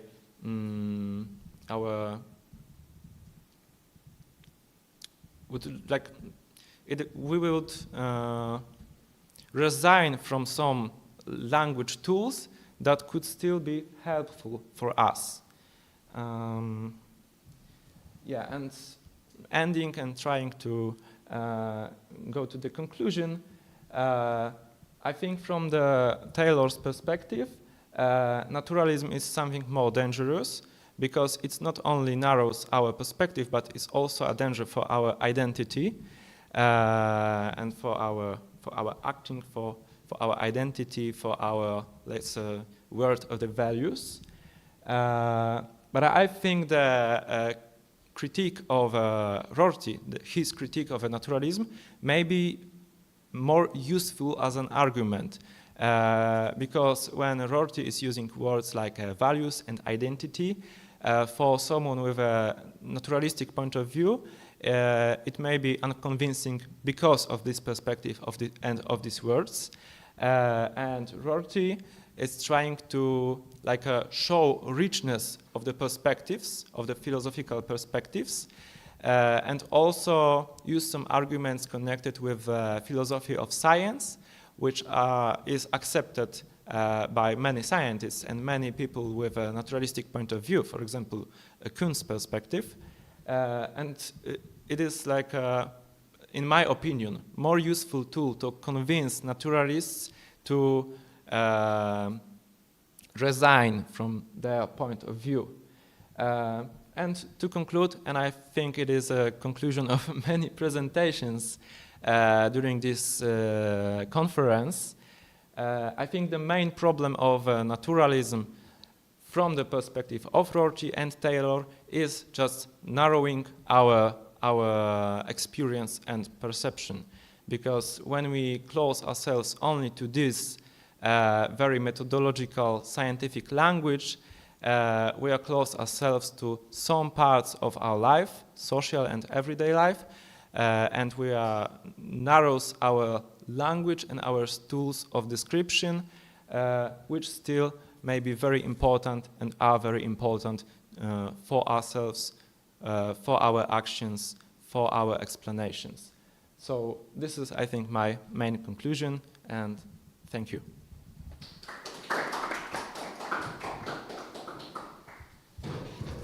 Okay, thank you very much. Do we have questions for Oskar? Somebody here? Do we maybe have questions online? I think we have questions. Oh, okay. Please come here. Please come here so you can be visible at the camera.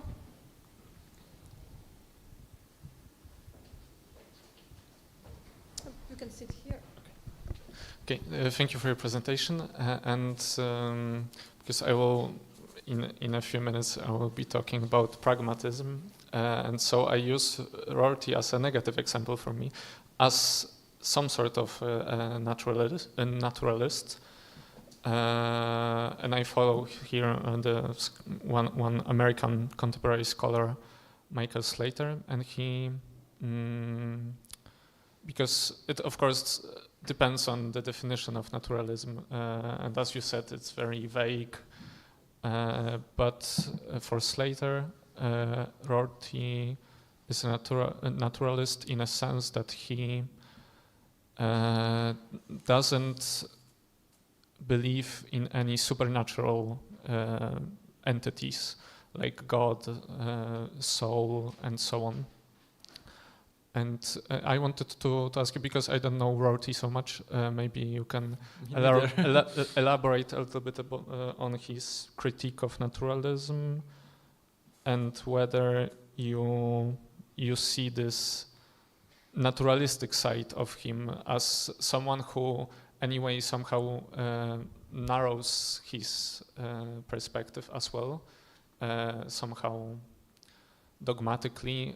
He just doesn't, from the start, he doesn't include any religious language or any supernatural entities to his philosophy.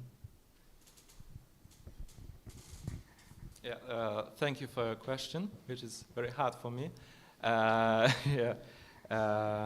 Because like I said, I'm starting to investigate through his philosophy. But for now, when I'm thinking,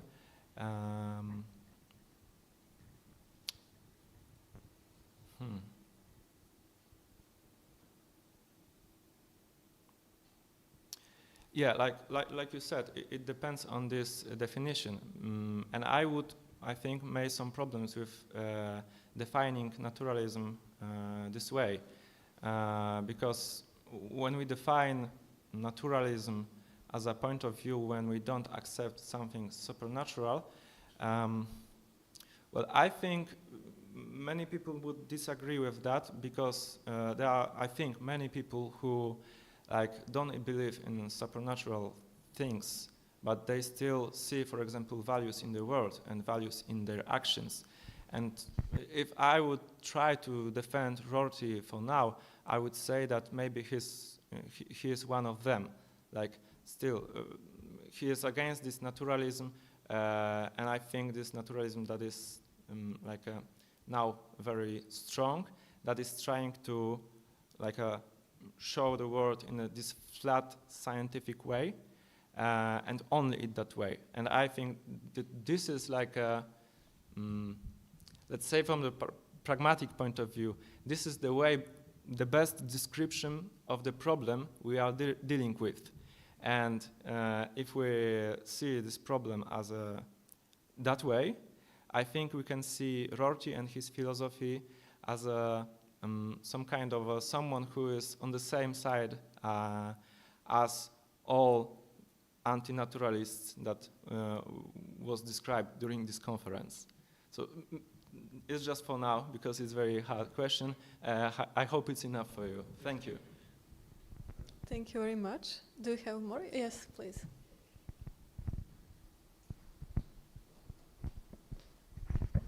Thank you for your presentation, and I really appreciate it. I have one question because what you have to say about it, about this change in the connotation of word materialism, and I explain myself. Because in the Enlightenment, and especially in the Marxist tradition, materialists have always a very positive connotation, in a sense that when you read Lametri or Holbach or even Voltaire, they always say, when they say they are materialists, they say that they believe in the objective world, according to the Stanford definition, but that they are also engaged in all kind of social activism, and they want to change the world. In the Marxist tradition, it's even more visible that Marx simply called him a materialist, and he opposed materialism to idealism, subjectivism, and for him, subjectivism, idealism, those people are people who don't bother about the world, they just bother about ideas or some dreams that have nothing to do with reality. And I want to ask you if you think that the fact that now contemporary philosophers realize that naturalism cannot be reconciled with a kind of activism in social life, kind of progress, or a kind of Kuhnian change, in the sense that it's a total redefinition of the world, or that we understand something that Lametri, Marx, and so forth couldn't understand. Thank you. If I understood you well, you asked if this change in philosophy is a kind of result of our thinking and some kind of a progress, or this paradigm shift. Thank you. It's a wonderful question.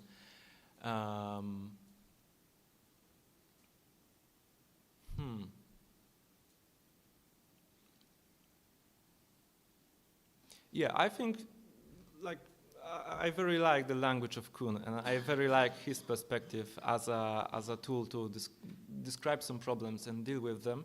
And for me, I think that this difference is better described in a Kuhnian way, and we can see it.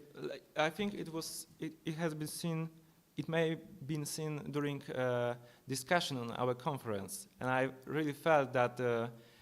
Professor with a naturalistic point of view and professor with anti-naturalistic point of view had some, let's say, assumptions, had some perspectives, and for me, the arguments that we could see in Taylor and Rorty are not something that is trying to logically show you that you need to be like that. I think they are mostly trying to convince you that this is like the better point of view, not the only one that is good.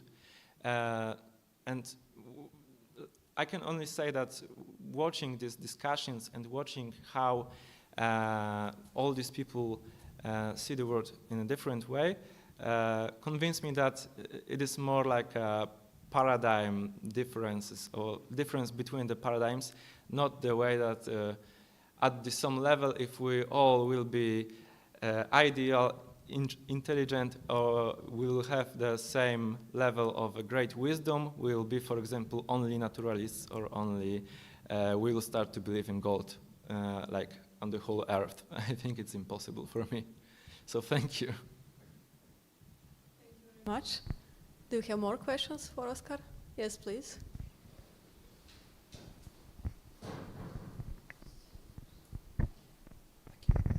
Hi, I've really enjoyed hearing you compare these two. I wondered if you could say a bit more about the best action principle. I've never read Sources of the Self. I'm going to go and read it because you've said. But it reminded me of Bas van Frassen's critique of inference to the best explanation. And he said, best is a value judgment, right? And inference to the good explanation, the better explanation, the best. What constitutes the best might change from one context to another. And I wondered how Taylor... Best account, I think. Yeah, what did he mean by that? Could you say a bit more about the best VA for principle? him it is, I got my microphone here. As I understood him, for him, it depends on our identity, because like Taylor is trying to see the society and the human identity in a historical way. And for now, we have let's say, we have our identity, contemporary identity, that is the consequence of our culture, our West culture of the last thousands of years. And it's for him impossible for us to escape these frameworks that was created by history. For example, this romantic approach, this scientific approach, how we value our everyday life. Even if we are using, for example, the language of naturalism, we are still waking up, going to work, I don't know, got married, love our children. And for him, this our practice is shaped by some values that we take from the past. And for now, like, as I understand, this identity, this way of how we live, these problems that we have, the things that are important for us in everyday life, they are some kind of a reality, social reality, that we are trying to describe. And this is like the best account need to deal with this reality. For him, naturalism is not the best way to express it, to help us, for example, speak about our problems and our identities and who we are. And in that way, I think this is the real, and that is showing Taylor what is best and what is the worst. This is the way he sees it. I don't know if it's enough for you, but I think that's all I can say for now. Thank you. Thank you very much. Thank you very much, Oskar, once again for your wonderful presentation and for all of your questions and comments. So we can thank Oskar once again. Thank you. Okay, and we can move on to the next speaker. Our next speaker is Bartosz Wesół. He is from the University of Warsaw, PhD student in philosophy, and his interests include Kant's philosophy, pragmatism, and the philosophical foundations of Christian theology. And one of the authors that Bartosz is dealing with is Edith Stein. So, Bartosz, the floor is yours. Thank you so much. And the title of my talk is Pragmatist Christian Philosophy Beyond Naturalism. And I have to admit I had some troubles when preparing this talk, because the thing is that only after I wrote the abstract about arguing that pragmatism is independent of naturalism, I discovered that someone has already done it, and I found out that the American scholar before I mentioned, Michael Slater from Georgetown University, in his book Pragmatism and the Philosophy of Religion, among other things, he does also argue for this independence of pragmatism of naturalism. On the other hand, before I discovered his book, I already started to work on the subject. I took slightly different approach to the issue, and so today I will proceed according to what I wrote in my abstract, and I will try to somehow present it as let's say, a dialogue between me and Slater. And my general claim is that pragmatism is independent of a commitment to naturalism, even though many of the influential pragmatists were indeed naturalists. And I wrote about Rorty here, that he's one of the examples, but now I will have to somehow maybe change my mind. But before Rorty, his master, one of the founding fathers of pragmatism, John Dewey, and also, for instance, Wilfrid Sellars and Quine. These are the examples of pragmatists who were naturalists. And additionally, I will try to show that pragmatism can give a good inspiration for Christian philosophy in how to deal with contemporary naturalism. And I will start by discussing the notions of naturalism and pragmatism, and then I will present chosen features of the two founding fathers of pragmatism, so Charles Sanders Peirce and William James, to show that their version of pragmatism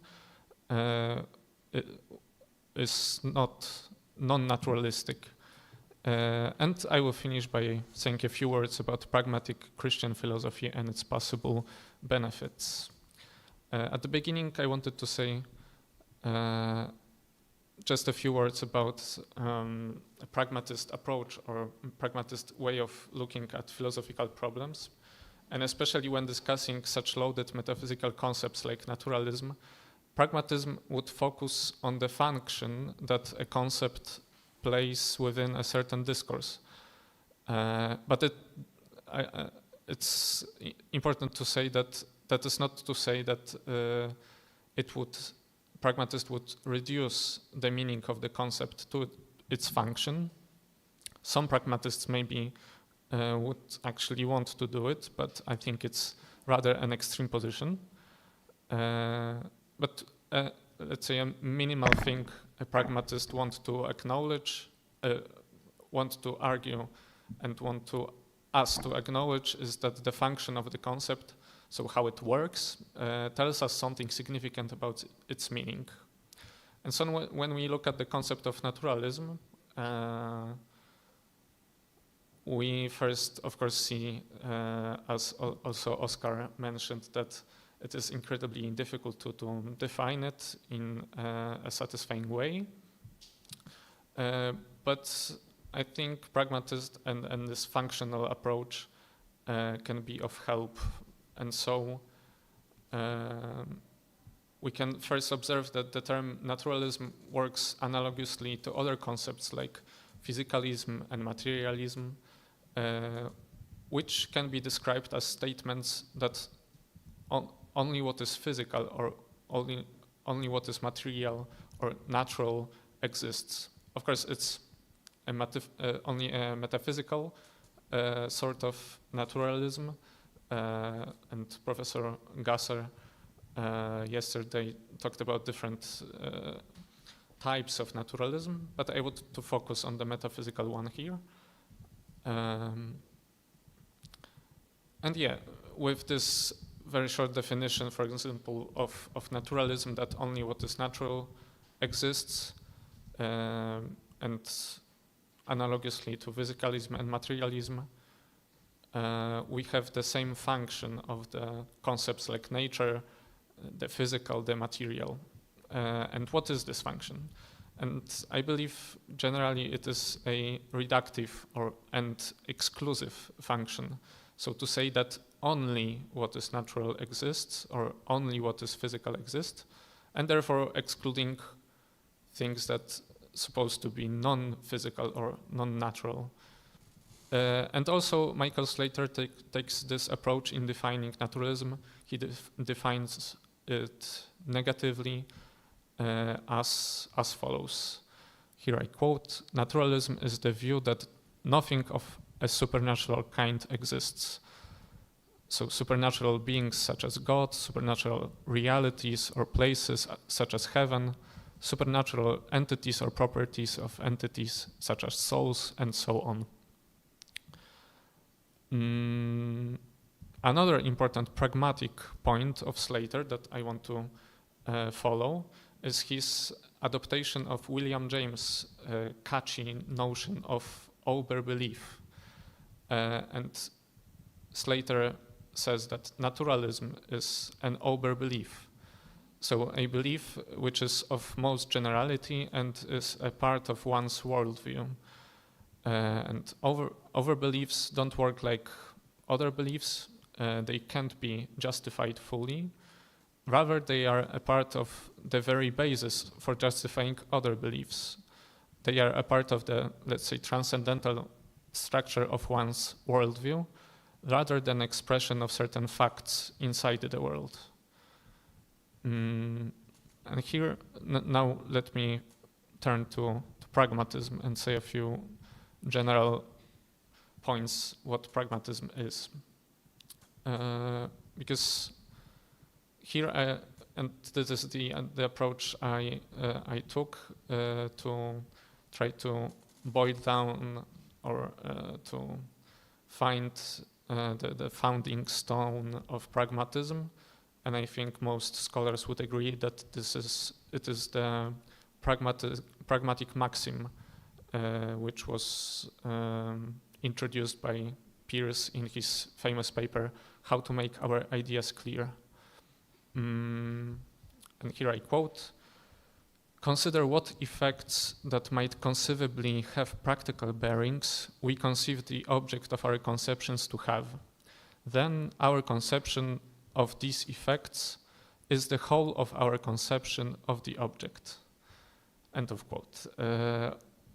Maybe it's not so clear because he shuffles with these few concepts. But to simplify it, I think we can say that our concepts should come from analyzing the practical bearings, the effects of the objects of our concepts. And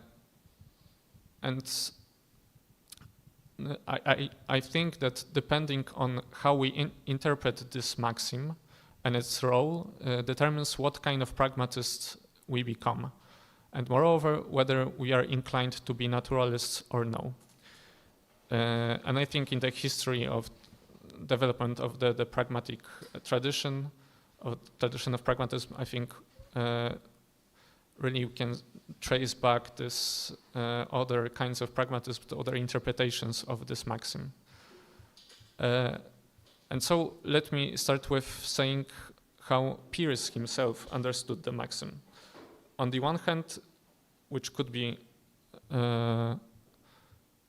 provide an inclination towards naturalism, when he talked about the conceivable practical bearings, he thought about empirical effects of the objects. Let's say, in general, a possible experience, this conceivable practical bearings.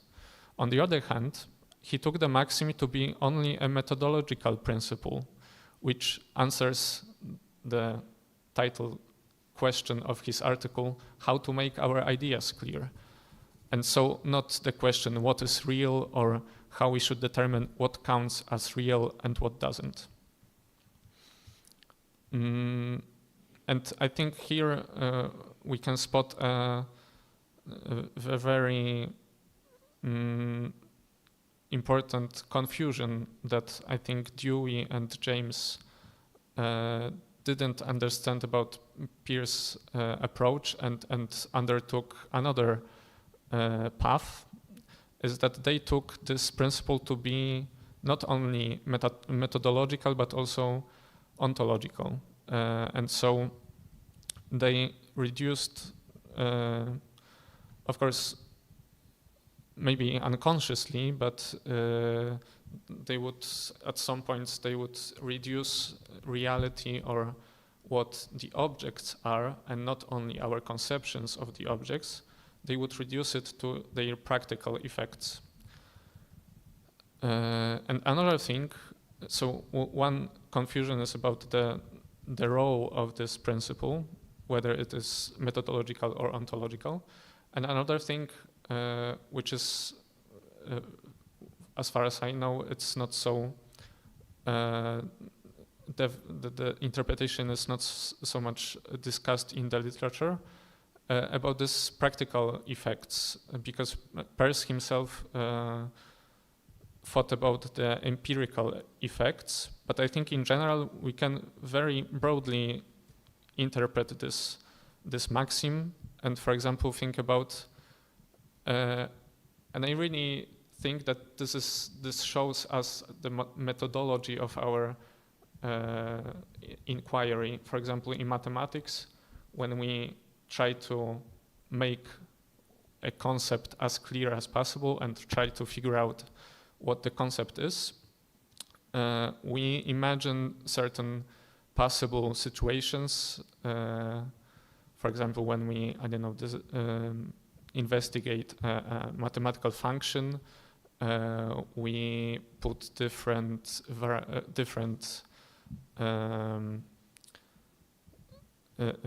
possible,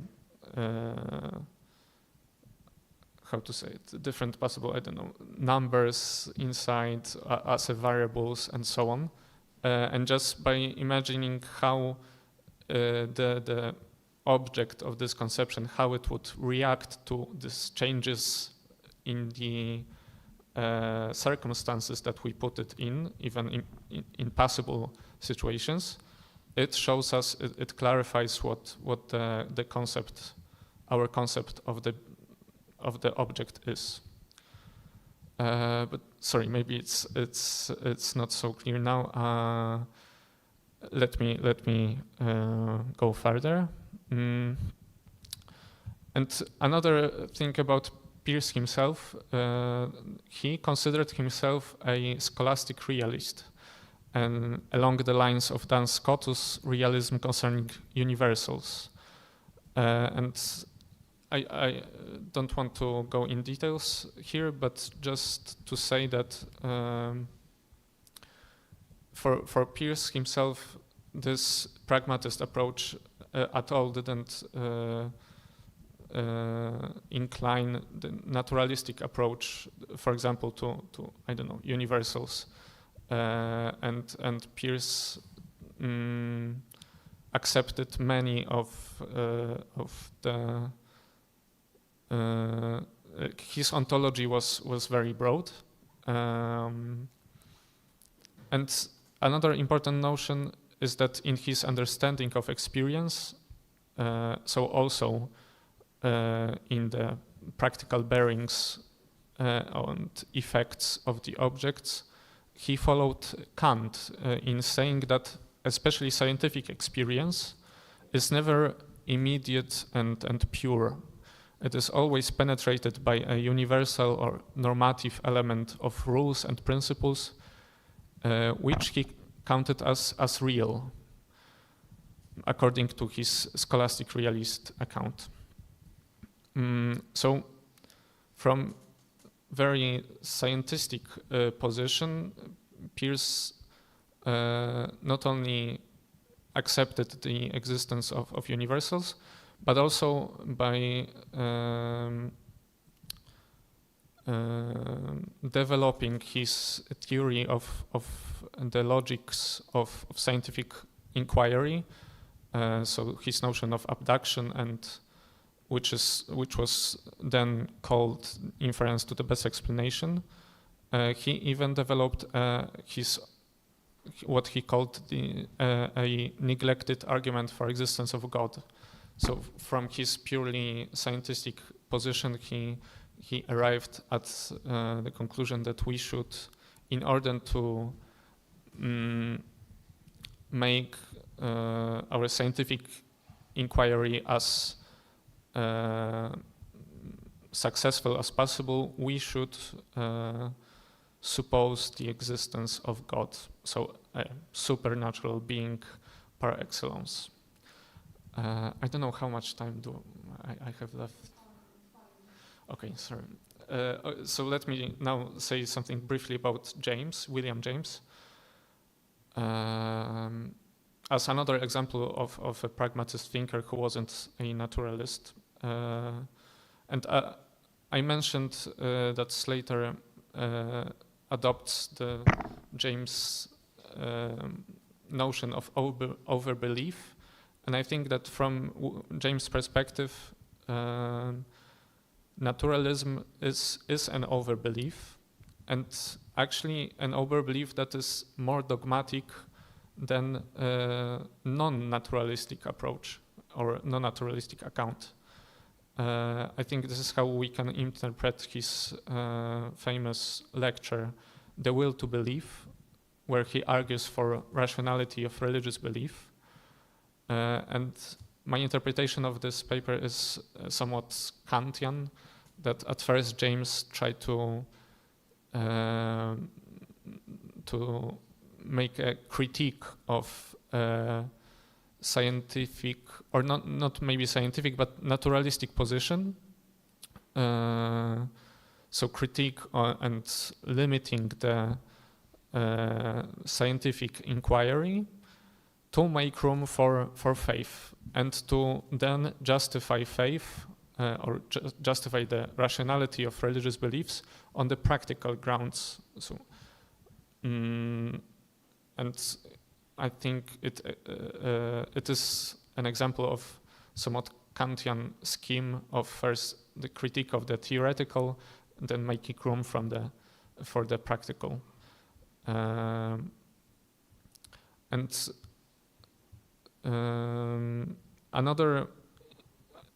Maybe just another thing about James and his take on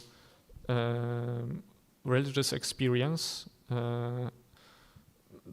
He wrote this very also influential book, let's say from psychological perspective, The Varieties of Religious Experience. And from this empiricistic and psychological point of view, he tried to analyze the religious phenomenon of religious experiences. And here he argues that in order to make justice in explaining or really being truthful to the experience itself, even from purely empiricistic stance, we should accept that there is more than pure. There is more than we can explain by natural sciences. So experience itself, religious experience. He analyzed many different interesting examples of such. He argued that experience itself forces us to broaden our ontology, so to say. So to conclude now,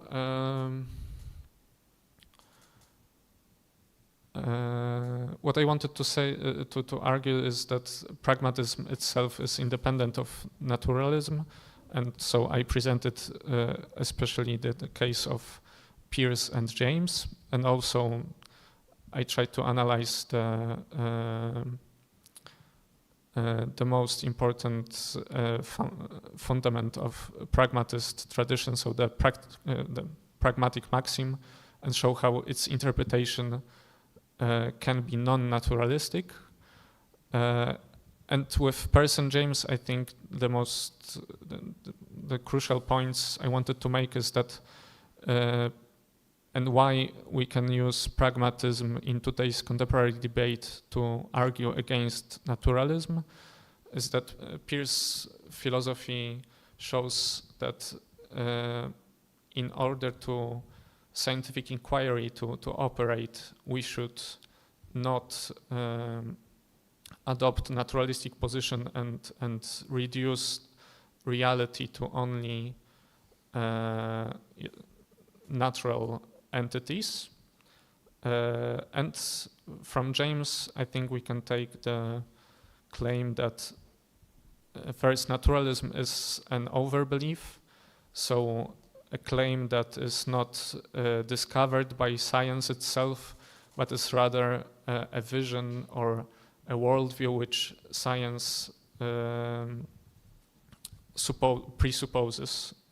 So not something discovered, but presupposed, and that naturalism is in its reduction of reality to certain entities and to one methodology, it is more dogmatic than a non-naturalistic position which is open to other kinds of experiences. Okay, thank you.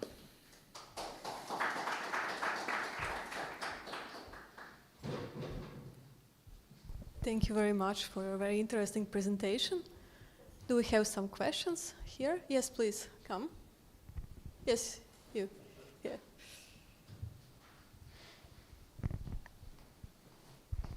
Thank you very much for your presentation. I don't have a question, but I have an objection. So, I mean, and I agree with everything you said about Peirce. I just confine my objection to James.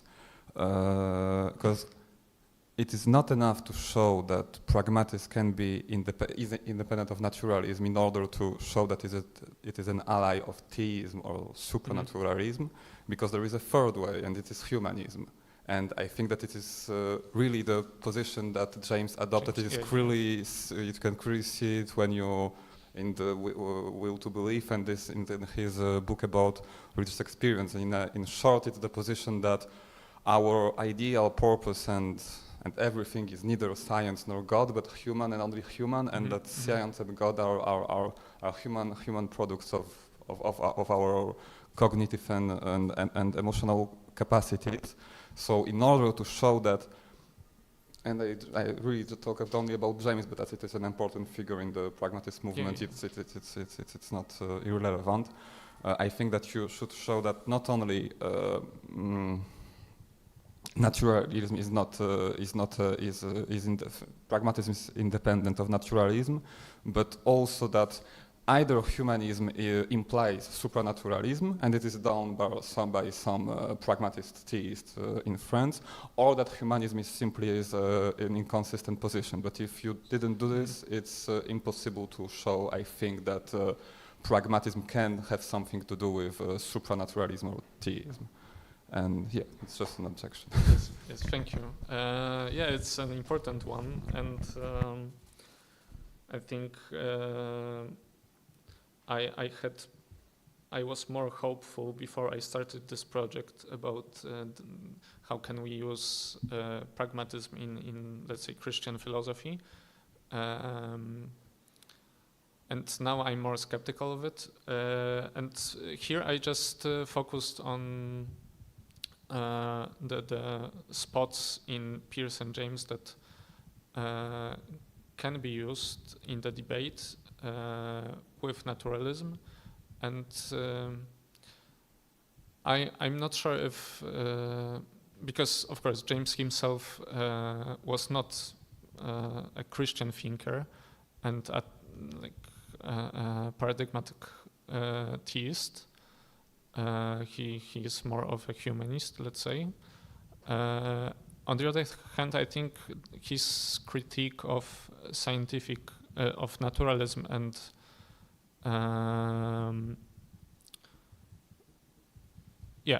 his critique of naturalism from the will to believe is, and this is why I introduced Kant as well as developing this Kantian scheme of limiting scientific inquiry and then making room for belief. This is this kind of strategy which James also adopts, and I think it's open for.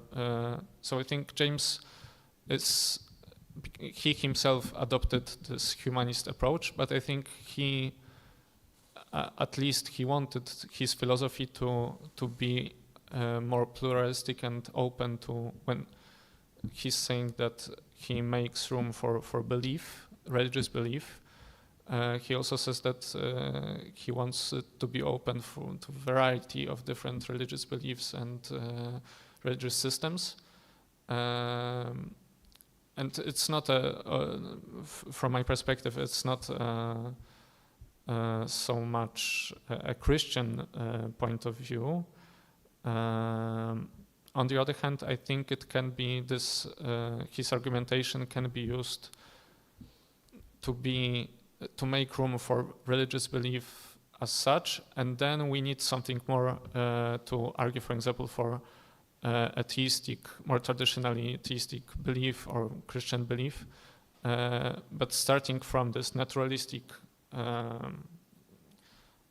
paradigm in which we find ourselves to be, I think the first step is to try to argue against naturalism, and I think James provides a good way, which can be,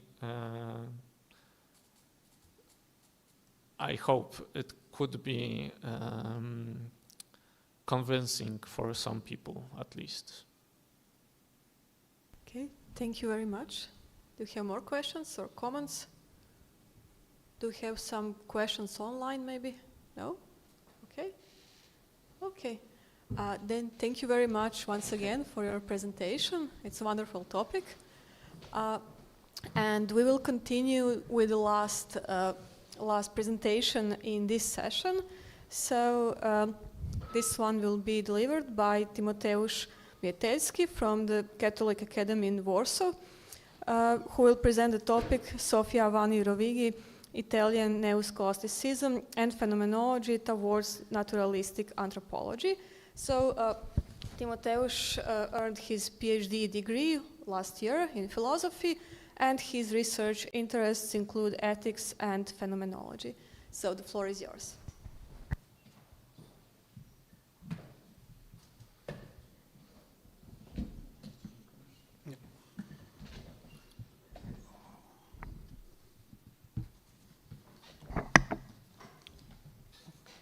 Thank you.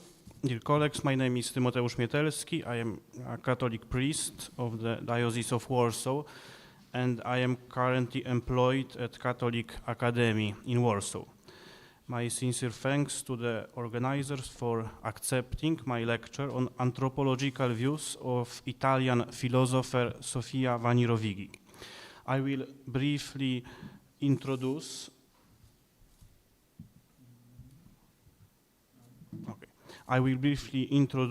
the figure of this Italian philosopher, unknown in Poland, and even unknown outside Italy in general. Then an understanding of phenomenology, as Husserl's thought inspires some changes in her Thomistic approach to anthropology. Finally, I will show the main elements of her conception of man, which at the starting point wants to resist naturalistic and also spiritualistic concept. Sofia Vanni Rovighi was born in San Lazzaro di Savena in 1998 and died in Bologna in 1990. Immediately after graduating, she began teaching. In 1939, she obtained a libera docenza, the equivalent of habilitation, and in 1948 was hired as professor. She taught history of medieval philosophy, history of philosophy, theoretical philosophy and moral philosophy at the Catholic University of Milan. From 1962, she served as editor-in-chief of the Rivista di Filosofia Neo-Scholastica, journal modeled on the original version published in Louvain. At the time when the leading philosophy in Italy, and as it were the obligatory one for political reason, was the idealism, Vanni Rovighi studied medieval philosophy, which she learned under Amato Masnovo, one of the most important figures in Italian neo-scholasticism. She took as her goal to deepen her understanding of medieval philosophy and to see if it answered the problems posed in modern and contemporary thought. She took up at the first the issues of Franciscan philosophy of the 13th century, then the thought of Saint Thomas and Saint Anselm. Many texts were collected and republished in 2 volumes on the occasion of her 78th birthday. However, her philosophical search did not stop at the Middle Ages. She was also interested in modern philosophy, especially Descartes, Spinoza, Kant, and Hegel, and contemporary thought, especially Husserl, Scheler, Stein, Heidegger, and Hartmann. As for the latter, she not only studied their works, but also attended to some of their lectures. In the summer semester of 1932, she attended Heidegger's lecture in Freiburg, and in the summer semester of 1938, she attended Hartmann's lecture in Berlin. Her teaching activities was focused on neo-scholasticism. The most important fruit of it are the 3 volumes of Elementi di Filosofia, first published in 1941 and repeatedly reprinted, in which Vanni Rovighi explains the most important topics of Thomistic philosophy developed in the context of modern and contemporary thought. She is also the author of textbooks on epistemology, anthropology, and the philosophy of God. Her interest in modern philosophy, especially phenomenology, comes at the time when it is almost unknown in Italy. Her first text on phenomenology appeared in 1930, thus 7 years after the first Italian studies in general. Her 1938 book is the first monograph in Italy to develop comprehensively Husserl's views. She is also the author of the entry Edmund Husserl in the famous Italian Encyclopedia of Philosophy and many other texts on his philosophy. She considered Husserl's formulation of the theory of intentionality and eidetic intuition to be his most important achievement. However, she tried to show that one of the sources of the concept of intentionality is already medieval Franciscan philosophy. As for Husserl's concept of idea, she maintained that it is a gnoseological concept, not a metaphysical one. Hence, followed her conclusion that the various regional ontologies cannot compete fruitfully with the corresponding natural sciences. But it is different in the case of human life, especially moral and religious life, or formal ontology, where phenomenological analysis bring results. Moreover, she believed that precisely the theory of intentionality and universalizing abstraction are the elements that unite Thomism and phenomenology.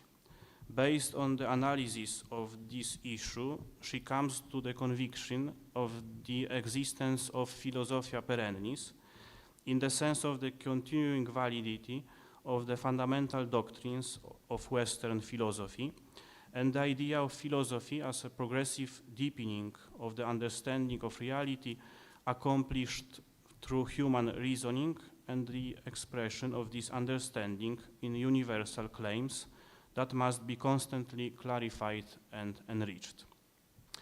Commenting on Husserl's thought, Vanni Rovighi maintains that one of the greatest paradoxes of reality is the human being, who on the one hand constitutes the world in his consciousness, and on the other hand is, like all human beings, part of this world. Husserl attempts to resolve this paradox in the crisis by analogy. The ego existing in time from the past towards to the future presupposes the existence of a present ego. In the same way, the various existing egos in the world are actualization of transcendental ego. Vanni Rovighi states that this is completely different from the solution proposed by neo-scholasticism, and which Husserl rejected, in her view, because of his aversion to the concepts that can be attributed a religious character. For this reason, although she valued phenomenology, she rejected it. However, it was not a question of this acceptance of religious claims. She was convinced of the complete autonomy of philosophical research, especially anthropological and moral research. It was about accepting claims that are better argued regardless of their coincidence or lack of coincidence with religion. She also believed that phenomenology did not provide a clear answer to the problems of metaphysics, especially God, the soul, and the relationship between contingent entities and the absolute. To sum up this theme, we can say that phenomenology was not her philosophy, but taught her to read Thomistic texts with other eyes. Indeed, Vanni Rovighi considered phenomenology the most direct interlocutor of neo-scholasticism, capable of recovering the foundations of philosophy of being and aiming to reformulate its essential principles in a debate open to the most rigorous results of gnoseology, epistemology, science, and contemporary philosophy of consciousness. The third point, at the center of Vanni Rovighi's interest was always anthropology, which she called the metaphysics of man. In this field, she relied on the solution of Saint Thomas, but not because of his authority, but because of the strength of his arguments. Precisely because Thomistic anthropology, she referred to herself as a Thomist. It is worth noting at the beginning that in her view, the term naturalism can have different meanings, obviously.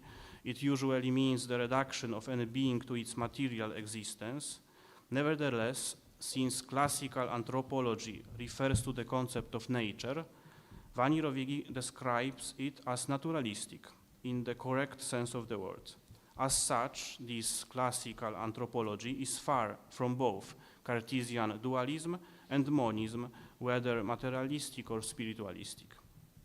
Vanni Rovighi maintains that some human issues are not solved by the human sciences, natural or social. Always at some point of their arguments, there is a reference, explicit or implicit, to some concept of man. The task of philosophy is to look for justification for the assumed concept. To accomplish this, it is necessary to see what or who human being is. The answer to this question proceeds, in Vanni Rovighi's terms, in two stages, phenomenological and ontological. In the first, it is a matter of describing what experience and self-consciousness say about man. In the second, it is about drawing conclusion about the essence of man from this description. As Vanni Rovighi maintains, from the data shown by phenomenology, metaphysical psychology tries to draw conclusion about what man is, what is the principle characterizes him, the principle that is traditionally called the soul. At this second point, the way is more difficult and subtle research is necessary, diligent and subtilis inquisitio, as Saint Thomas says. Phenomenology, as the first stage of anthropology, however, is not a repetition of the thesis of the human sciences or philosophical concept, but a disclosure of what these sciences presuppose and imply. Vanni Rovighi undertakes an analysis of the various conceptions of man that might underlie the vision of human being in the natural sciences, social sciences, or culture. She argues that currently dominant were the conception of man proposed by Marx, Nietzsche, and Freud. She defines them as naturalistic, since they capture man as a product of corporeal nature, in opposition to the long tradition of approaching man as a spiritual being. The concept of Marx, Nietzsche, and Freud, although different, are all characterized by naturalism, as they reduce man to the nature understood as carnality or animality. This happens in the reaction to the spiritualistic concept, taking their start in modernity from Descartes. His anthropology is a reference point for modern and contemporary thought. Meanwhile, according to Vanni Rovighi, experience shows two fundamental aspects of human life: its profound unity against Cartesian dualism and the reduction of the person to pure spirit, and its irreducibility to corporeality, against the reduction of the person to a material body. In the history of philosophy, one of these aspects has often been emphasized at the expense of the other. The best example, in her opinion, are Plato and Aristotle. The first of them emphasized the spiritual nature of human being and considered the body as a burden. The second, while paying more attention to the unity of man manifested in the concept of the soul as a form of the body, overlooks its transcendence. Thomistic anthropology, by contrast, shows human being as irreducible, not only to the material, but also to the spiritual dimension. She claims that human being is not a kind of angel who has fallen into a world foreign to himself, but is made of the same fabric as other bodies. Not only that, he possesses a soul analogous to the forms of other animate beings. There is therefore a similarity of entities of which the universe is composed, even if precisely in the differences of species, and human beings are part of nature, despite their possession of a substantial form that transcends nature in some of its aspects and allows them to dominate it. Based on the unity of man's existence captured in experience and irreducibility to the material body, Vanni Rovighi points out three basic characteristics of human beings: his unity, spirituality, and freedom.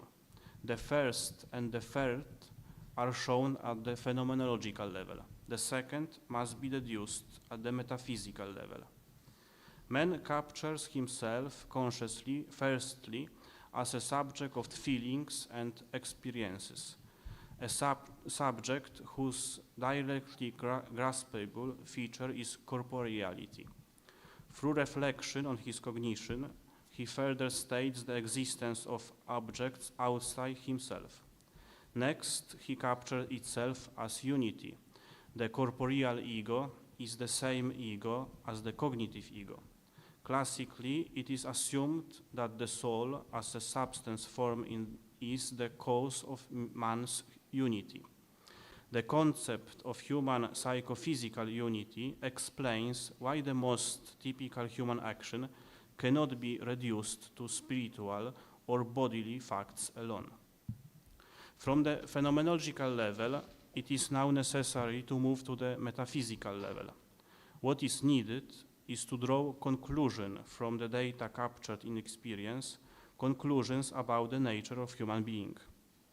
From the thesis of man's self-perception by the cognition of his own acts, follows the thesis of the cognition of acts by their object. Man can acquire the cognition of necessary truths and universal concepts. Such a way of cognition is an activity independent of his animality and therefore reveals the subject of activity that transcends animality. This existence of the soul, the existence of the soul is inferred precisely from the existence of these specific human activities. Associated with the spiritual nature of man is freedom. Vanni Rovighi maintains that there is an experience of freedom captured at the phenomenological level. Free will is based on the desire from the known good. It directs itself toward particular things, but because it comes to know them as good, as means to the fullness of being. Freedom is a particular expression of man's spirituality, especially when it transcends the corporal nature, such as in the case of dying for someone. Vanni Rovighi states, man reveals his spiritual nature in the world in which he cognizes corporeal things. His spiritual nature is not a festive garment that he puts on for special occasions. It is not an escape from the world of everyday life. It is not an intuition of pure entities. It manifests itself in the world that man knows, in the world of experience. What conclusion followed from this consideration? First, Sofia Vanni Rovighi, a philosopher unknown or little known in Poland, belongs to the current of Italian neo-scholasticism.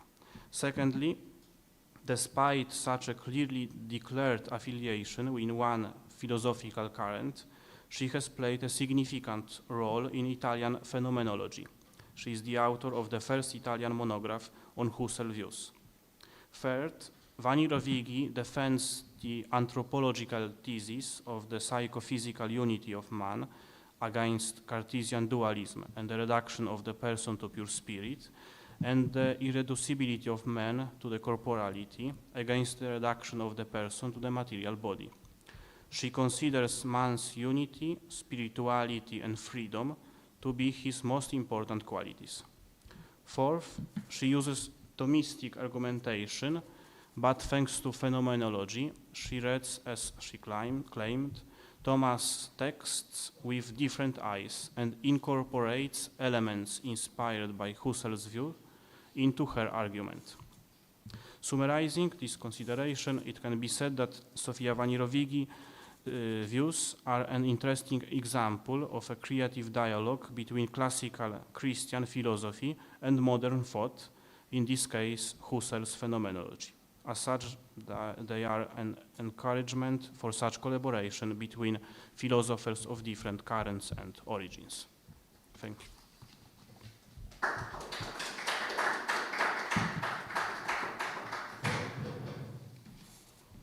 Thank you very much for your talk. Do we have questions here? Okay. You have online question? Or? Yes, just one. Okay, then we can start with the online question, and then you can ask your question. Okay. Just read it, and we'll give microphone back.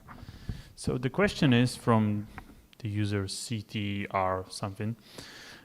How would Tymoteusz Mietelski, there's a typo in your name, how would Tymoteusz criticize naturalism basing on that Italian philosopher Sofia Rovighi? That's a nasty one. So I can only repeat her views. No. She, in this case, she argues that naturalism is not captured in experience. She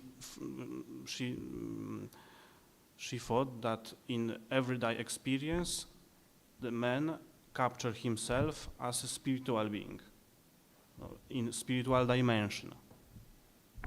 It is more than materialistic way.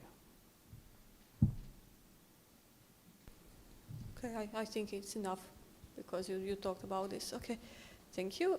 We had one question here. Bartosz, come here, please.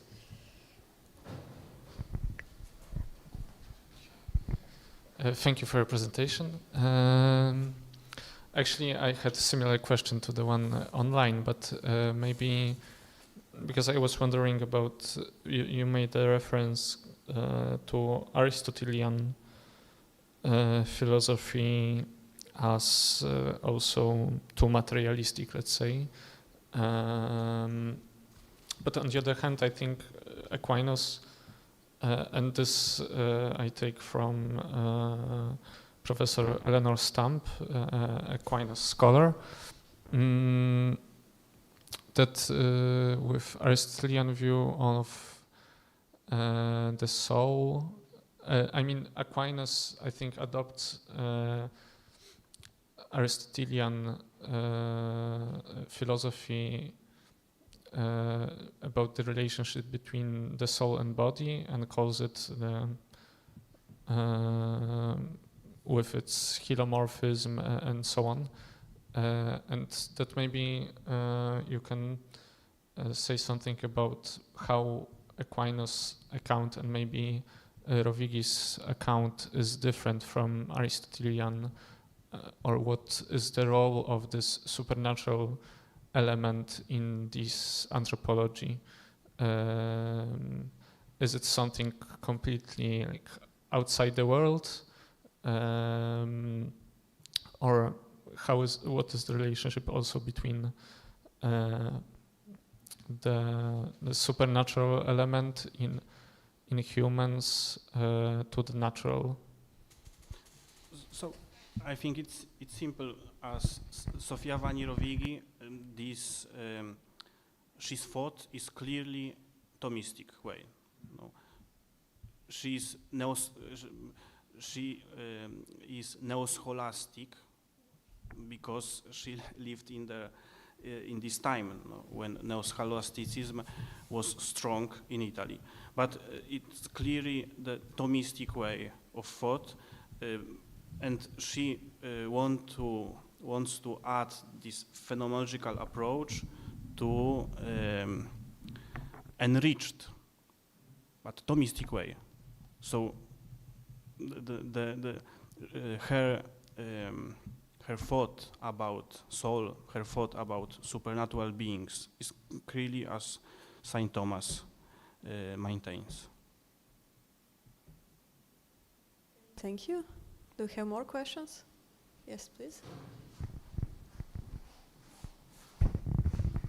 In the second part of 20th centuries, there are a lot of philosophers who wanted to link Thomistic philosophy with classic philosophy with phenomenology. Yes. For example, Wojtyła, Strasser, in some way, for example, Krompiec, and a lot of more. And my question is, do you see relation between her thought and such thinkers like Wojtyła, or she tried to explain and take something from her, or it was made separately from other thinkers? Okay, I think Wojtyła and Styczeń, for example, in Lublin, they tried to do this in 70s. No? And she and other other philosophers from Italy, they were working in the same time. I think that hardly they know each other's views, and there are similarities and also the difference between these two, let's say, Polish and Italian approach. I don't know it is correct, but can we say that Wojtyła and Styczeń tried to add phenomenological approach to the classical metaphysics? If we can say, if we can put this in that way, in Italy, they tried to make an opposition start with phenomenology and to arrive at classical metaphysics. But we do it maybe before 70s. Yes. In fact, he started in 50s. In 50s. Yes. So it was earlier. Yes. Yes. First cause. Why do you think those philosophers are trying to combine Thomism with phenomenology? I think that the crucial point was that Thomism only seemed as without an empirical approach, which is important nowadays. So they tried to enrich Thomism with this empirical approach, and phenomenology was good for that. Do you have more questions for Tymoteusz? Okay, we have some time left, so if you have questions for any of our speakers, feel free to ask. Okay, thank you very much, Tymoteusz, and thanks for all today's speakers. I think that we heard 3 really interesting presentations here from the history of contemporary philosophy, but very, very important topics, so thank you very much. We can thank all our speakers once again.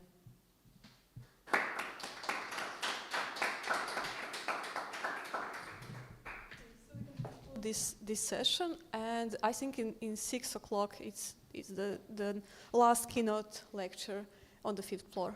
Thank you. Just small announcement. I think the coffee guy went home, but there are still some cookies left upstairs, so feel free to go there.